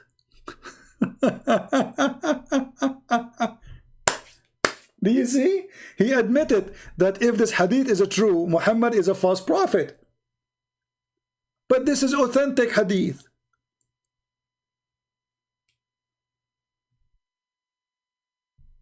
Thank you, Abbas. Muhammad is a false prophet. Finally, you have to agree.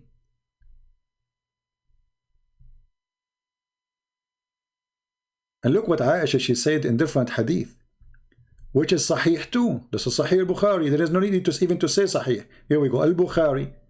The Prophet, he imagined himself having boom, boom, but in fact he did not. So what Abbas will say? This hadith is rejected. Why? Because if this is true, the Prophet is a false prophet. Do you see it? This is what you just said. If this hadith is true, Muhammad is a false prophet. So his wife is lying about him too? And al-Bukhari is lying about him too? And you Muslim consider this as a Sahih hadith, lying about him too?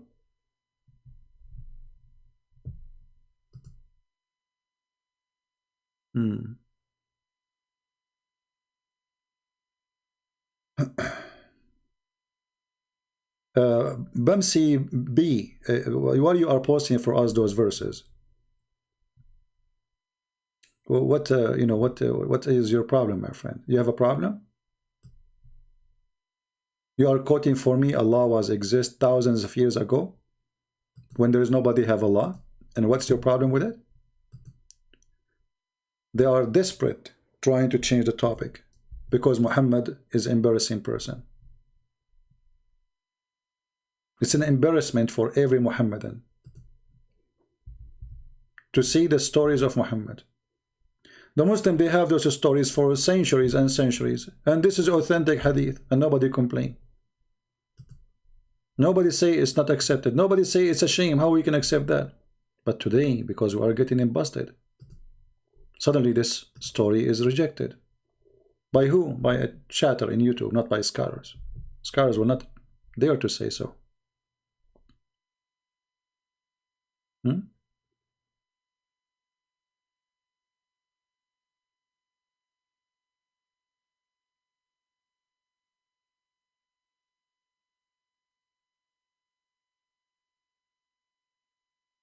Any Muhammadan? Who is next victim? Who is the next victim?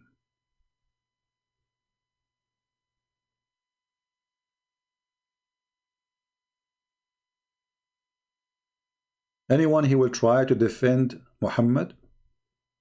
As you see, you fail miserably. Each time you try to defend him, you fail miserably.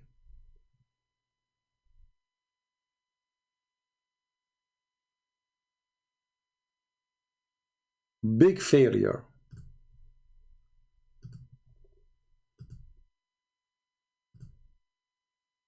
The prophet who was bewitched, how he can be a prophet, how we can trust that he see an angel, how we can trust that he knew God, how we can trust that he received revelation from God. He is bewitched. Muslims saying that to us. Muslims in their books saying Muhammad was bewitched.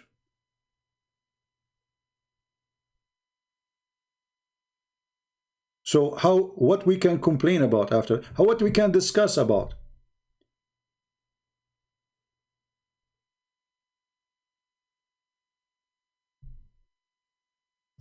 Bamsi will call me. Okay, give me a call, Bamsi.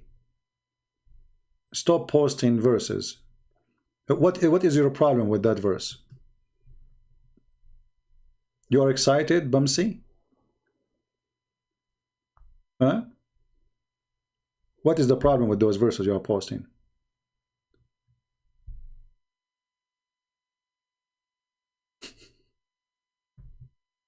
Stupid people.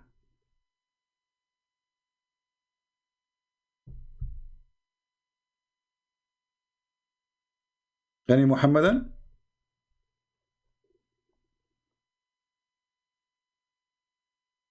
What, Bimsi? What, you are laughing? What you are laughing about? What, my beloved child? You are laughing about what? It says there,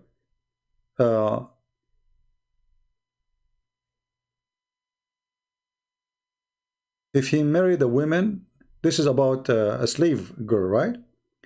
Okay, if a slave girl, if a person, he bought a slave girl and he allow people to pay her ransom to free her, because she usually, those are people who they are servant, not really the word is slave here. This is the stupid ones, like those people, they post things they don't know.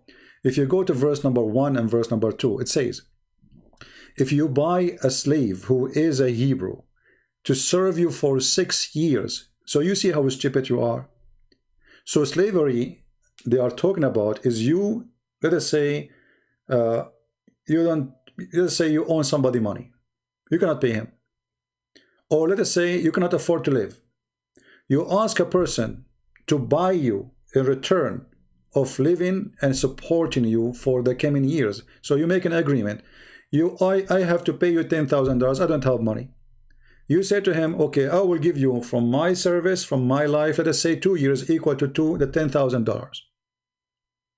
So the foolish you, who don't understand what it says there, he think this is something funny.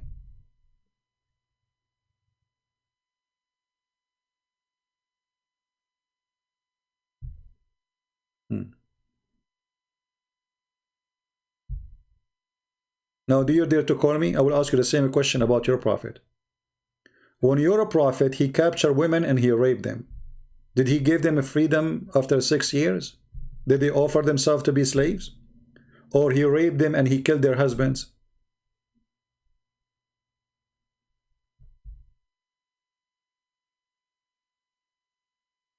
In verse number 9, look at this coward. In verse number 9 it says, if he married her from his son, he should treat her as his daughter. So why you are laughing? Because you are stupid. Ha ha ha ha ha ha ha ha ha ha ha ha ha ha ha. Stupidity is amazing. Garbage in, garbage out. Garbage in, garbage out. Why you are posting for us verse number 10, you don't post verse number 9?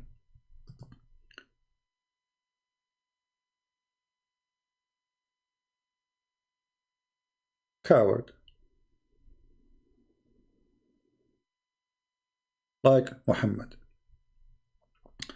Anyway. Any Abdul?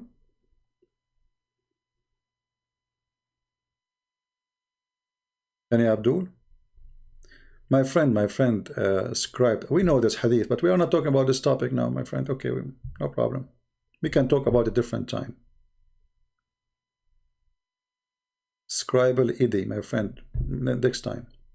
Is this a Sahih hadith? Well, the Muslims, they will say to you, this is not Sahih when they want. It is Sahih when they want. But this is exist in the book of Al-Islam al-Dhahabi, volume number 1, page number 72. The hadith you are asking me about. I can find the reference in a second. But with the Muslims, what they will, this says, this is a correct story. But the Muslim can deny it if they want, because the only way for Muslims to survive is to deny. Here we go. Let me find it for you. Here we go. This is the story. The History of Islam for the Imam al-Dhahabi, volume number 1, page number 72. So when they enter, they are talking about building the Kaaba, talking about the description, how big it is. And then they said inside there was pictures of prophets and angels and trees and pictures of Ibrahim, and then pictures of Isa and his mother inside the Kaaba. Translate to English.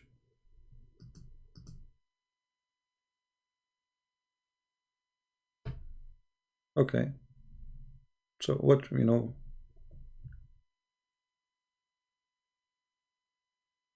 Where is the big picture of Isa at sea?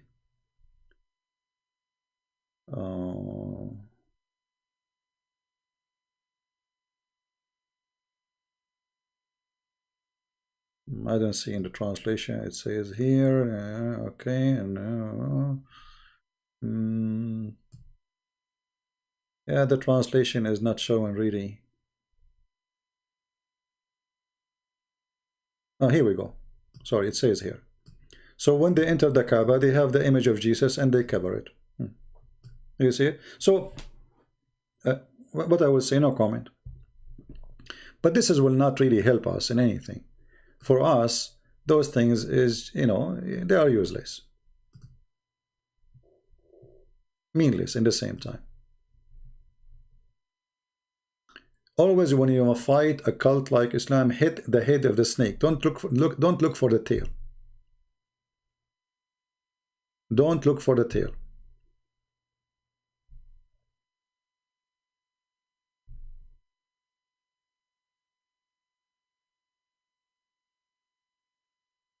This guy with me is a kid. He don't dare to call me. Here we go. My pal talk is open, but he's afraid. He's doing poo-poo in his panty now. For the verses he's quoting, actually, they are wonderful verses. That girl she is your slave. You don't abuse her. You treat her nice, and then if you marry her to your son, she will become like your daughter. So what are you complaining about? In the other side, your prophet, he went to his son's house, and his wife, who is a free woman, she is not slave, and he flirted with the women, and then he slept with her. So why the Bible says if you marry a slave to your son, she will become like your daughter equally. Muhammad, what he did to his daughter-in-law, he slept with her. Are you there, Basimi? Kid?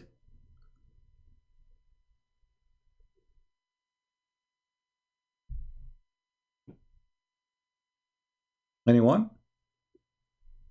Just ignore him, just a kid. Alright. So our video should be over from 2 hours, 3 hours ago. And, you know, here we go. We're still going. But it's fun to answer Muslims.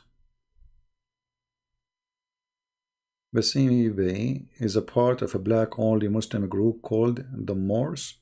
How you can be a Muslim and you are black? I mean, who in the world, how a black person can accept to be a Muslim? Islam is anti-black people. The Quran says only white people will enter heaven. The Hadith says Allah created white to go to heaven, black to go to hell. How you can be a black person and you follow Muhammad?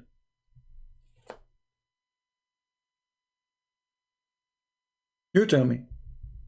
Isn't it Muhammad, he said that Allah, when he created the black, he created them from the left shoulder of Adam, and he said, let them go to hell and I don't care. And when he created the white people, he created them from the right shoulder of Adam, and he said, let them go to heaven and I don't care. Is that a fabrication made by me?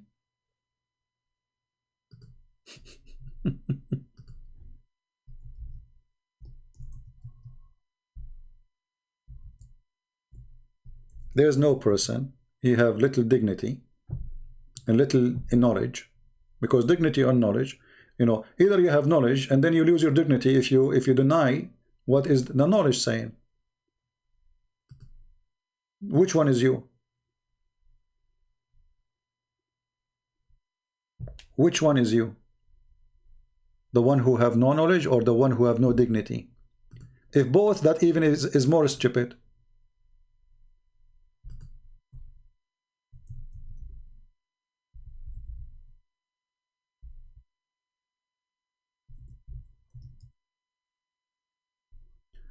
Let us find the hadith about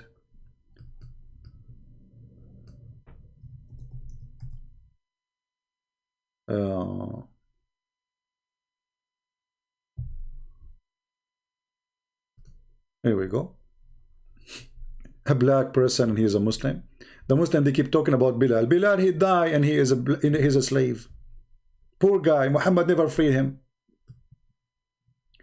Allah Messenger, peace be upon him, this is at-Tirmidhi. Abu Darda is talking. This is here at-Tirmidhi hadith number 38. Be my witness, and this is your Islamic website. Allah Messenger said, Allah created Adam when he had to create him, and he struck his right shoulder, and there emitted from it white offspring, as were white ants, and he struck the left shoulder, and there emitted black offspring, as if they were charcoal. And he said to those who emitted from the right shoulder, which means the white, for paradise, and I don't mind. And those who emitted from the left shoulder, they go to hell, and I don't mind. Who in the world want to believe in such a mad religion? Racist cult, white supremacist cult. Nobody have knowledge will do. So I'm assuming this person in the chat, who he claimed to be a part of a black group, Muslims, he have no idea what Muhammad is about. He's just a potato, literally a potato. They dip him in the oil as they wish, and they fry him as he wish, and he is happy for that because he's a potato. How in the world somebody is black when I believe in such a garbage?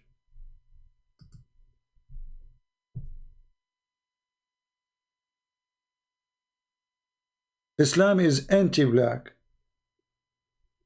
Isn't it the Quran says Allah will make only white people go to heaven? All believers will be white, all disbelievers will be black. And this is Quran.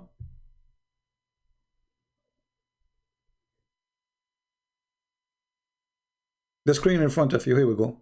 This is at-Tirmidhi, which is one of the 6 authentic books. When we say 6 authentic, doesn't mean they are 6 by numbers. There are 6 writers. Each one of them have many books.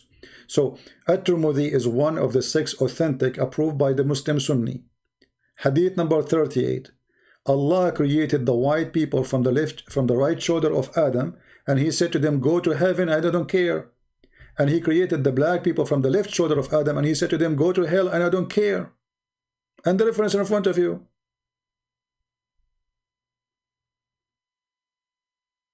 And then you say to me, you are a black who believe in Islam. Why?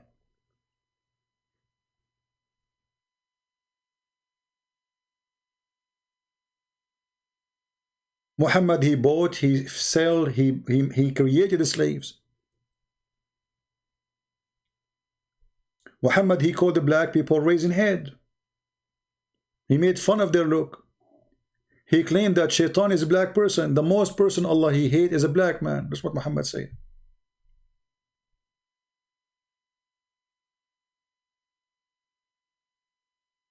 Any comment, Basimi? Or you want to play dead now? So you are going after a verse in the book of Exodus that if a man he marry a slave to his son, she will be treated like his daughter, and he should not take any from her clothing or food, etc. He have to treat her nicely, and you are laughing about that, and that is a problem, and this is not a problem for you? Hypocrite, liar. Well, it says, here we go, he struck the right shoulder, and from there emitted the offspring. And you notice here Muhammad, he chose the right shoulder for the white people.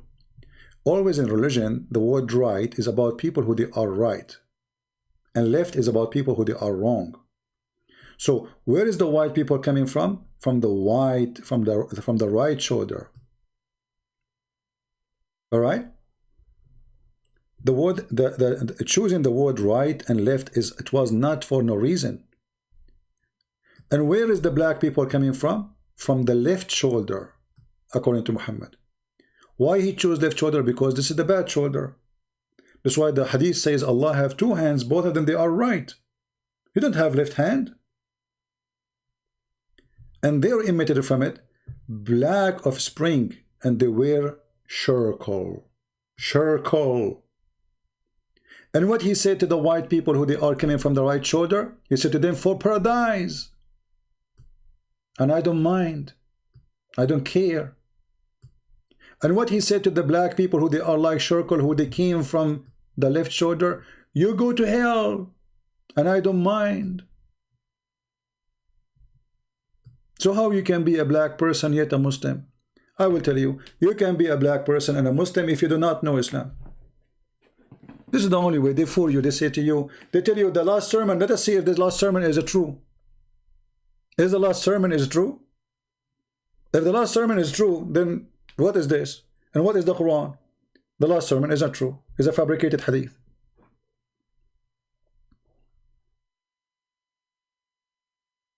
With Jesus, there is no free, there is no slave.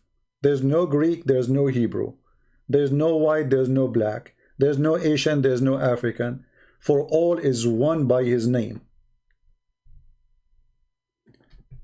With Christ, for God he loved the world, not the white people, not the Hebrew people, not the Middle Eastern people, not the Asian people, all the world. All the world. For God he loved the world, so he sent his only begotten Son.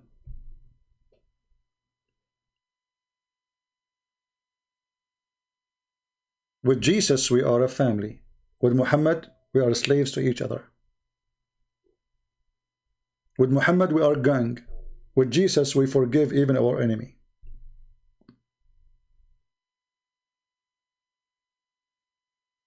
So when somebody claims to be a black person yet he is a Muslim, he is just fooling himself. This is a white supremacist cult.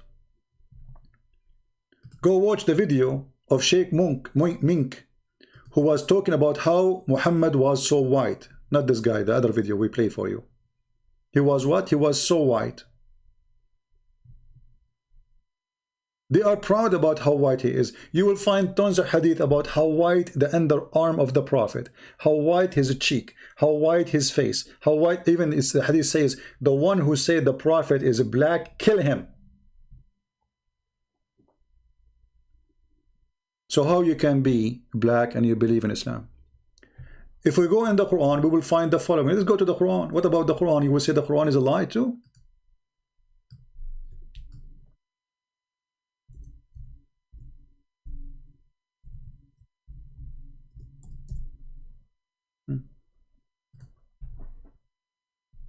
What is this?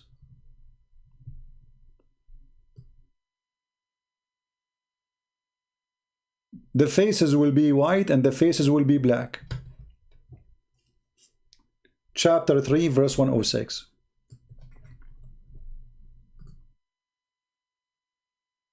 Any Muslim?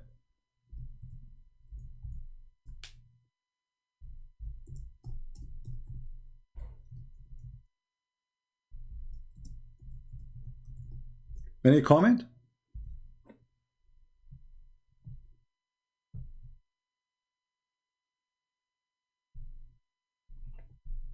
Why the Muslim will be white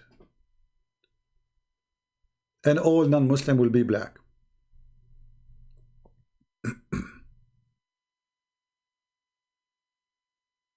Any Muslim have an answer? And they try to make it look nicer. They say, well, light up, etc. It says we'll make it white. Change the translator.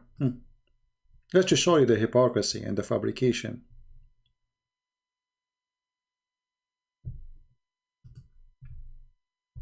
Is Allah going to make our faces white or what? On the day of resurrection, when some faces will become white and some faces will become black.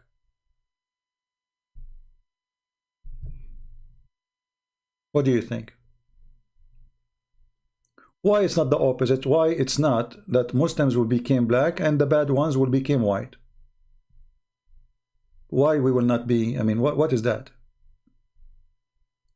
For Islam, simply make it clear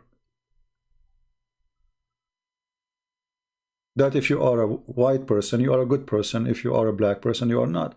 Even Muhammad, he says, the black stone was white like milk, but the sin of mankind make it black. So the black stone is not black, it's white. But sin make it black, which means those who they are black, according to Muhammad, the racist Muhammad, they are black for a reason. What is that reason, Muhammad? Muhammad, he says, this is because they are sinners.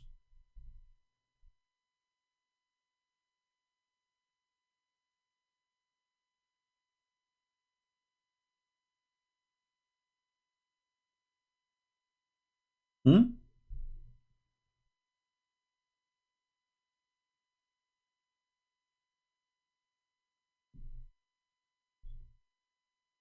And this is, can be found in many places in the Quran. Even if you read the story about the beast who will come from the ground. Look, all those stories is saying the same.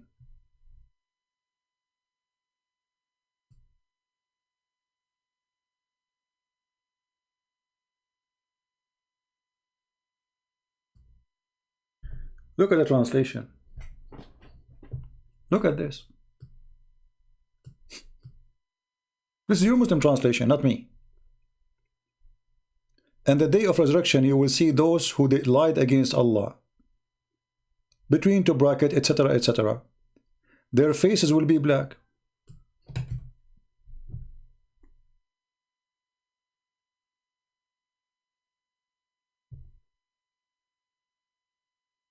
CP, read Sahih Muslim, hadith number. Okay, let me find Sahih Muslim for you, Muslim proper, and I hope you will not regret. I will search for it.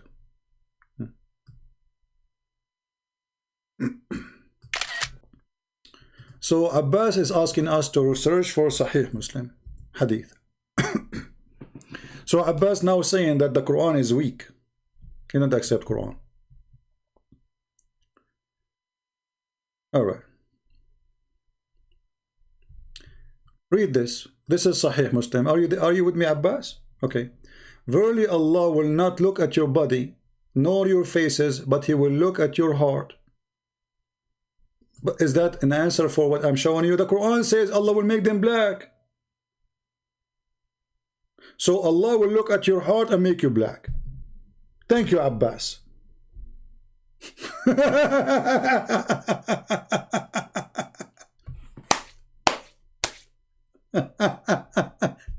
When I say stupidity is amazing, I mean it.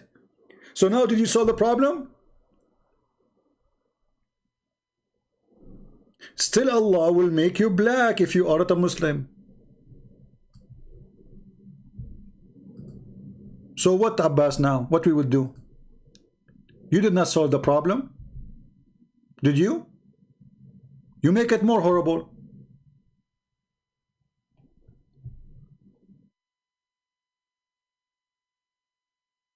Are you there? So Allah will look at my heart, and then a Christian prince's heart is not good, He will make him black. This is what you are saying now. Abbas, what do you eat, my friend? I don't know. I think you're eating the pizza you deliver, aren't you? This is why you have too much pizza in your head.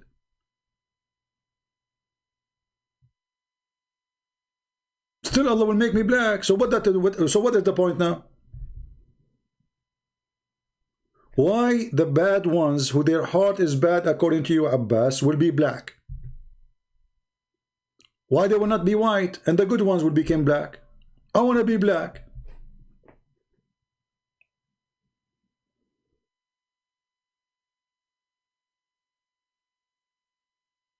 Stupidity is amazing. What about the story of Al-Jassasa? Shall we go there? I mean, guys, my video is short, huh?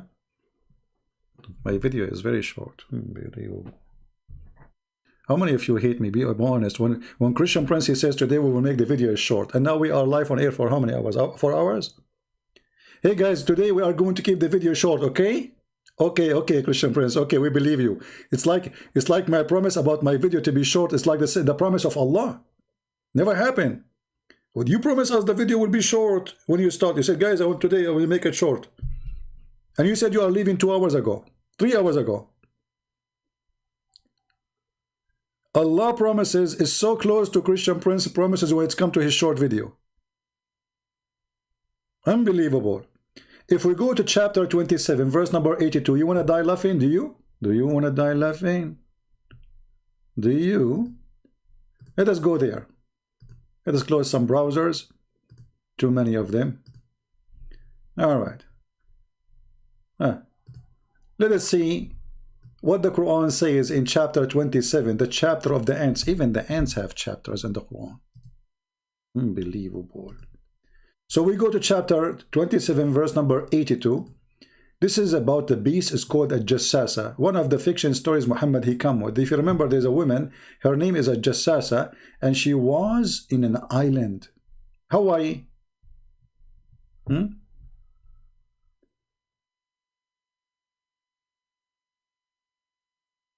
Their illness in their heart. So still, why Allah will make them black? If their illness in their heart, what does have to do with their skin color, you idiot? Stupid fool. Let us continue here. Let us see what a Jassasa will do. A beast will emerge from the earth. Let me give you the link first, so you guys, you can open it in your browser and you can read with me in case the screen is not, the text is short, or I mean is small, sorry. All right, here we go. I gave you the link. So a beast will emerge from the earth, and with it will be the staff of Moses, and the ring of Solomon. So now we have a beast. Okay, will come from the ground, and this beast have all the magic tools. The ring of Moses, which controls shaitan, genie, do magic with it, control the flying carpet, and the stick of Moses, which he can do magic with it. He can split the sea, etc., brother. Then it will strike the nose of the disbelievers with its staff, and the face of the believers with the ring, until the people gather to eat. And they will recognize each other. Okay, how recognize each other now? So that the beast will strike you in your nose. Nose, I'm breaking my nose. This is, the beast is Muhammad Ali. He will hit you with the ring of Solomon, or he will hit you with the staff of Moses. Either way, you are going to be beaten. You are a Muslim or a Christian. Have fun. So this beast will hit you, and then people, they will gather to eat. What will happen? Their faces change. What will happen? Their faces will be either they are white people or they are black people. Read carefully. So there will be no believer left without making a white spot in his face, and will spread until his face. I skip. Will spread until his face is shining white as a result. So all the Muslims, Abbas, he will be so white. He will have blue eyes. Alhamdulillah. Mufti Monk or Mink, Zakir Naik, all of them, they will be white. Alhamdulillah. And there will be no disbelievers left without making his black spot in his face, which will spread until his face is black as a result. Christian Prince will be black. Alhamdulillah. Finally, my dream come to be true. I will have a girlfriend soon. You go and you see a black guy, he have a nice girlfriend. I don't have one. Alhamdulillah, I will be black finally. I will be black. Hello. La la la la la. And then I can get all the privilege. Like now Joe Biden, he's making a special law for, black people supposedly. And now I will get more assistance. Thank you. So Allah will make all the believers white and all the disbelievers black, and suddenly, finally, my dream come to be true.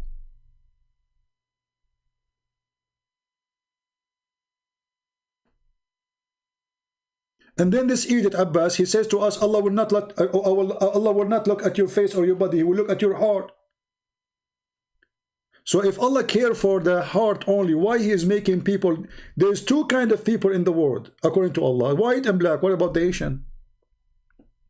Hey Asian, you lost in the field of the rice. Sorry, Muhammad, he forgot about you. Only white and black. What about the Asian? What we will do with them? Even the Asian Muhammad, he made fun of them. He said, don't fight the Turk as long they did not fight you. Their faces is like people who they are shield hammered by a hammer. He made fun of the face of the Asian.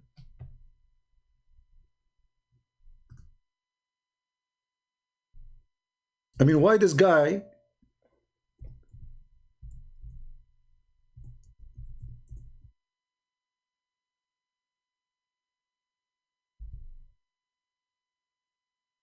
Why this guy, he is obsessed with insult of look of people.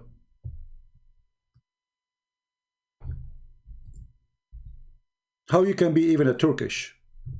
Muhammad, he believed Turkish are evil people. Muhammad never predicted the Turkish will become Muslims. Actually, he said that the Turk will be Muslims, but they will be infidels until the judgment day. So leave the Turk. Leave them as long they leave you. And then he described how their faces look like.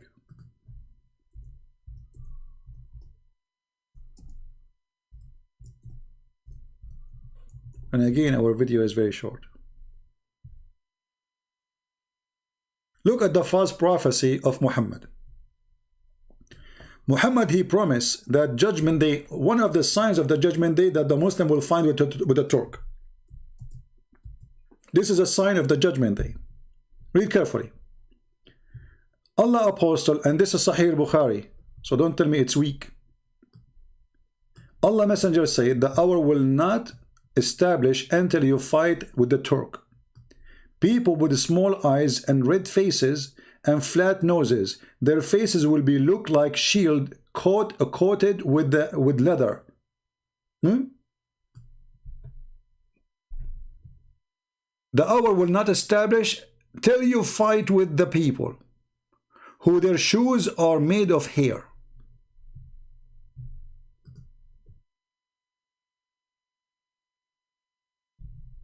This is how Muhammad he see the Turkish.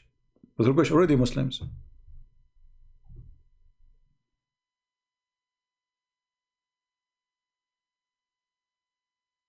Look at this hadith here. The hour will not be established till you fight the nation wearing hairy shoes, until you fight the Turks, who will have small eyes and red faces, flat noses, and their faces will be like a flat shield.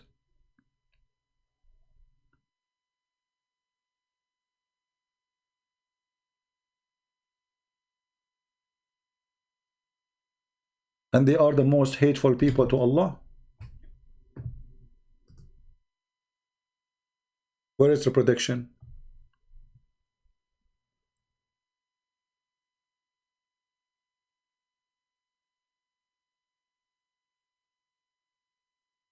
Hey, Abbas, did your prophet say that the black stone was white like milk and then the stone became black from the sin? Yes or no?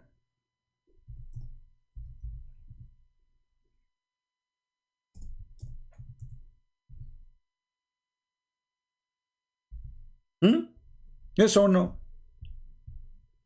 So clearly Muhammad saying that when you are clear of sin, you are white. The more sin you do, the more black you are. Faith in Muhammad. Is that me saying that, or is that a Sahih hadith, or this is fabricated hadith? Sahih al-Bukhari.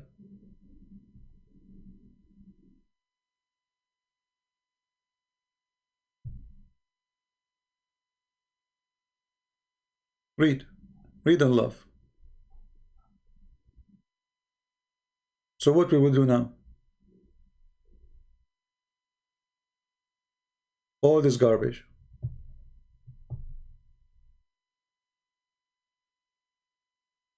The black stone came from heaven, white like snow. Different hadith says. Let us show it. And then the sin of mankind made it black.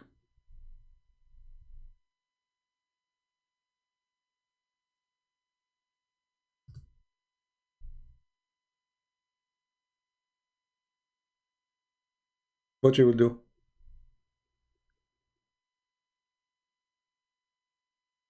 Okay, a Muslim, Abbas is saying, he believed that the black stone became black because of sin. So thank you.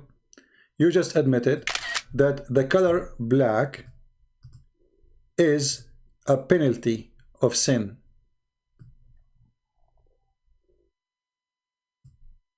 Correct, guys? By agreeing with this, you admitted that you as a Muslim believe that the black color happened because of sin. Even stones.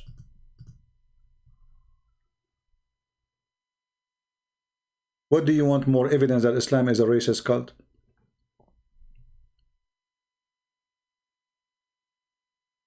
The stone is white when there is no sin. The stone is black when sin is there.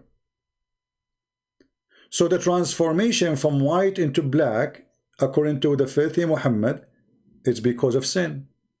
So thank you, Abbas, for agreeing with Muhammad. Why the black stone is black? Because of sin, he agreed. So what make you black? Sin. What make you white? Not to be sinner. That's what you just said.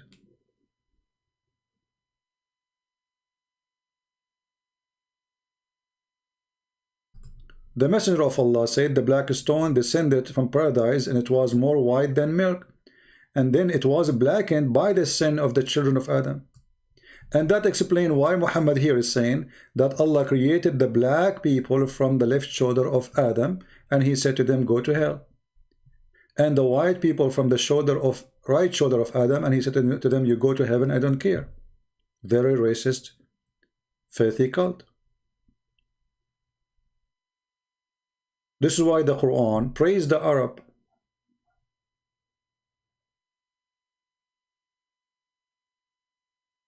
Everything belonged to the Arab. Abbas, his name is what? Is Arab a name. Why? Because he lost his identity. In Islam, you cannot keep your own names. You cannot keep your religion. I mean, you cannot keep your culture. Even Muhammad, he says, the one who is proud about his heritage before Islam, tell him to go and bite the penis of his father.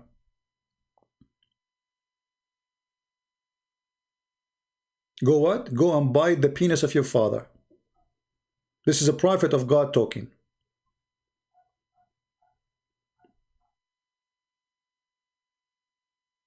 Do you Muslims say to somebody who converted to Islam, if he is proud about his father who is not a Muslim, do you say to him the prophet says go and bite the penis of your father? Or you lie to him?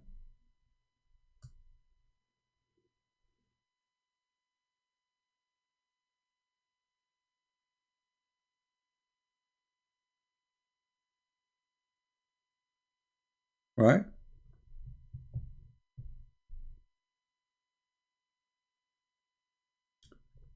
Look at this answer. Look at this. I mean, look at the stupid answer. Look at the stupid guys. Just to show you the stupidity of this man.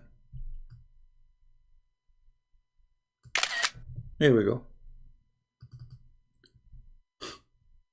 Why the clothes of the Kaaba is black? Because of the dirt. And the one who made it black is not even the Muslims. Is it you Muslim who dressed the Kaaba? This is something exists before Islam. You are just a silly person. The Kaaba was dressed by a burqa because the Kaaba contained a vagina, which is the black stone.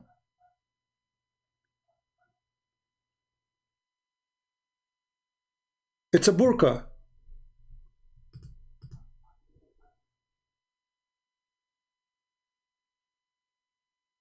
And this Kaaba, it has a vagina, big vagina. It's called the black stone. And the Arab, they used to go naked around it. Totally naked. What is the religion was there? Sex religion. Otherwise, I change any Muslim to tell me, what is the religion require people to go naked around the Kaaba? Any Muslim can tell me? Is it me who's saying that? In nudity. They what? They go, the tawaf is not something the Muslim they came with. This is the pagan Arab who used to go totally nude. Nude. In the state of nudity. Do you see it? What is the religion require the people who believe in it to go naked around it? You tell me. Nude, nude. Do you know what nude? And you will not find one verse in the Quran Muhammad complained about going nude around the Kaaba. Any Muslim can tell me why? Why Muhammad did not make one verse against going nude again around the Kaaba? Nude, nude, nude, totally nude.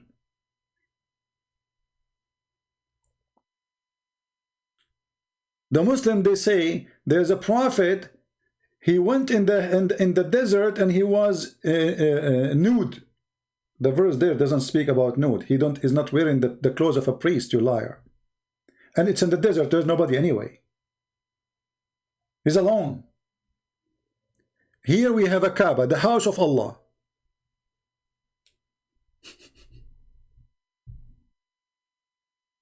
No, you just admitted that the black color is the color of sin. and the closing of the Kaaba is not from Allah anyway. Is it from Allah? Is it closing the Kaaba from Allah? Stupid. This is stupid, naive. We showed him that Allah will make all the people black if they are not Muslims. We showed him the black, and he agreed. The black stone became black because of sin. We showed him that in the judgment day, Allah will send the beast. He will make everybody is white. Everybody is disbeliever black, and everyone is a believer white. And still he say, we close the Kaaba with the black. Yeah, this is a pagan practice before Islam. Have nothing to do with you. You copy everything from them. Otherwise, I challenge you to tell me why even you close the Kaaba. Hey, go ahead, tell us why you close the Kaaba. Abbas, I'm waiting for you. Guys, do you think this potato there to tell us why they are closing the Kaaba? Why? She's a woman?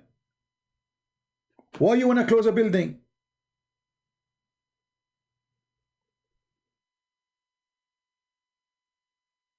Basimi, he want to talk about how you can rape a woman and marry her. Let us talk about that. Didn't Muhammad rape Safiya and then he married her, you coward, son of Muta? Let us talk about that. Did Muhammad rape Safiya and then he married her? Or he married her first and then he raped her? Potato. And show me the verse where it says if if he rape a woman, he have to marry her. This is a penalty, you coward. It says there, if a man he lay with the woman and she did not scream, that means she agree. Otherwise, the punishment is death. Death. So you are a coward. And you are a liar, like your prophet. Let us talk about it. Let us talk. Why you don't dare to call me potato? You show me a verse, I will show you a verse in the front of everybody. What do you think? Do you dare? You don't. You are a potato. You are just a potato. We are here waiting for you, but you don't dare.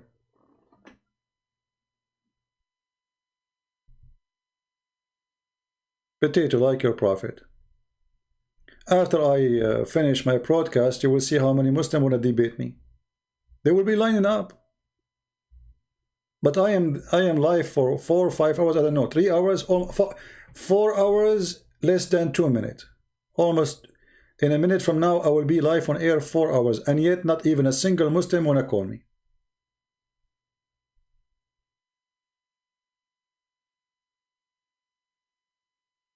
In fact, all Muslims in their countries, they practice rape marriage law.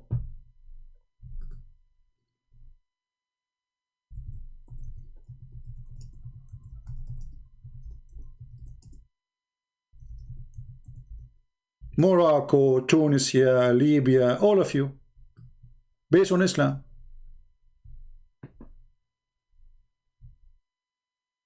And I can show you the hadith about that too. Do you dare?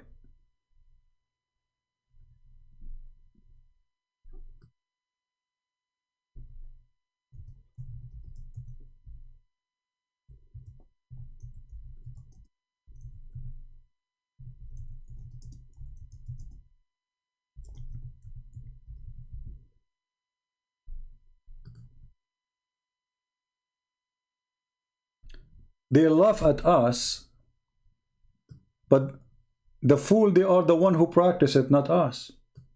This was thousands of years ago, and if a woman she got raped, nobody will marry her no more. That's it, her reputation is gone. This is what you do today in 2020. Do you see it? And when the Moroccan government, they end that law, the Muslims, they were so upset because they were trying to follow the atheist. Same we can find in Tunisia, same we can find in Libya, same we can find in Egypt, same we can find in Jordan.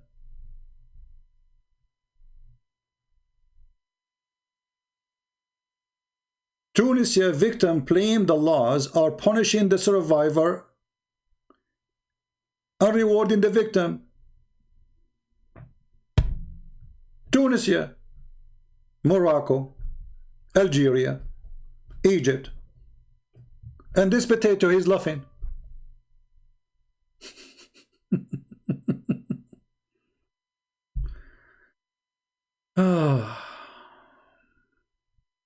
Potatoes. They make fun of how you look like. They don't see themselves in the mirror.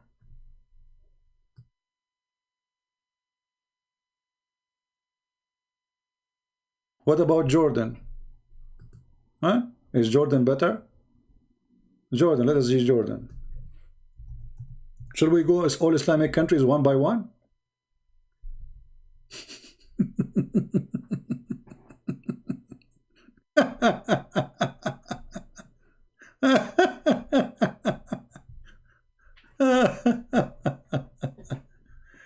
Oh boy. You see it? Oh boy. Just get out of here. Next time you come here, bring us your daddy. You are laughing at yourself, potato. Muta boy. We give you too much attention. You don't deserve it.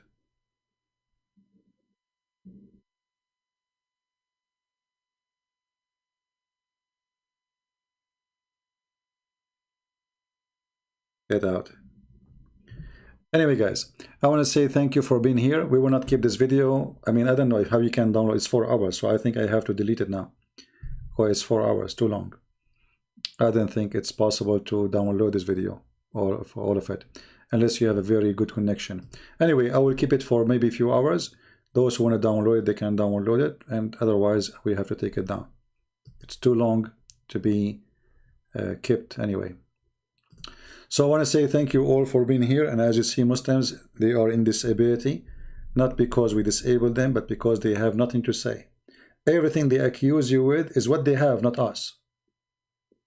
They accuse you of rape, they are following the prophet of rape. They accuse you of deception, they are following the God of deception. Everything they throw at you is what they do. And if there is something happening wrong to them, they blame the Jews. In the best scenario, the Catholic. Because this is number one enemy for them. The Jews, number two is the Catholic, not the Protestant.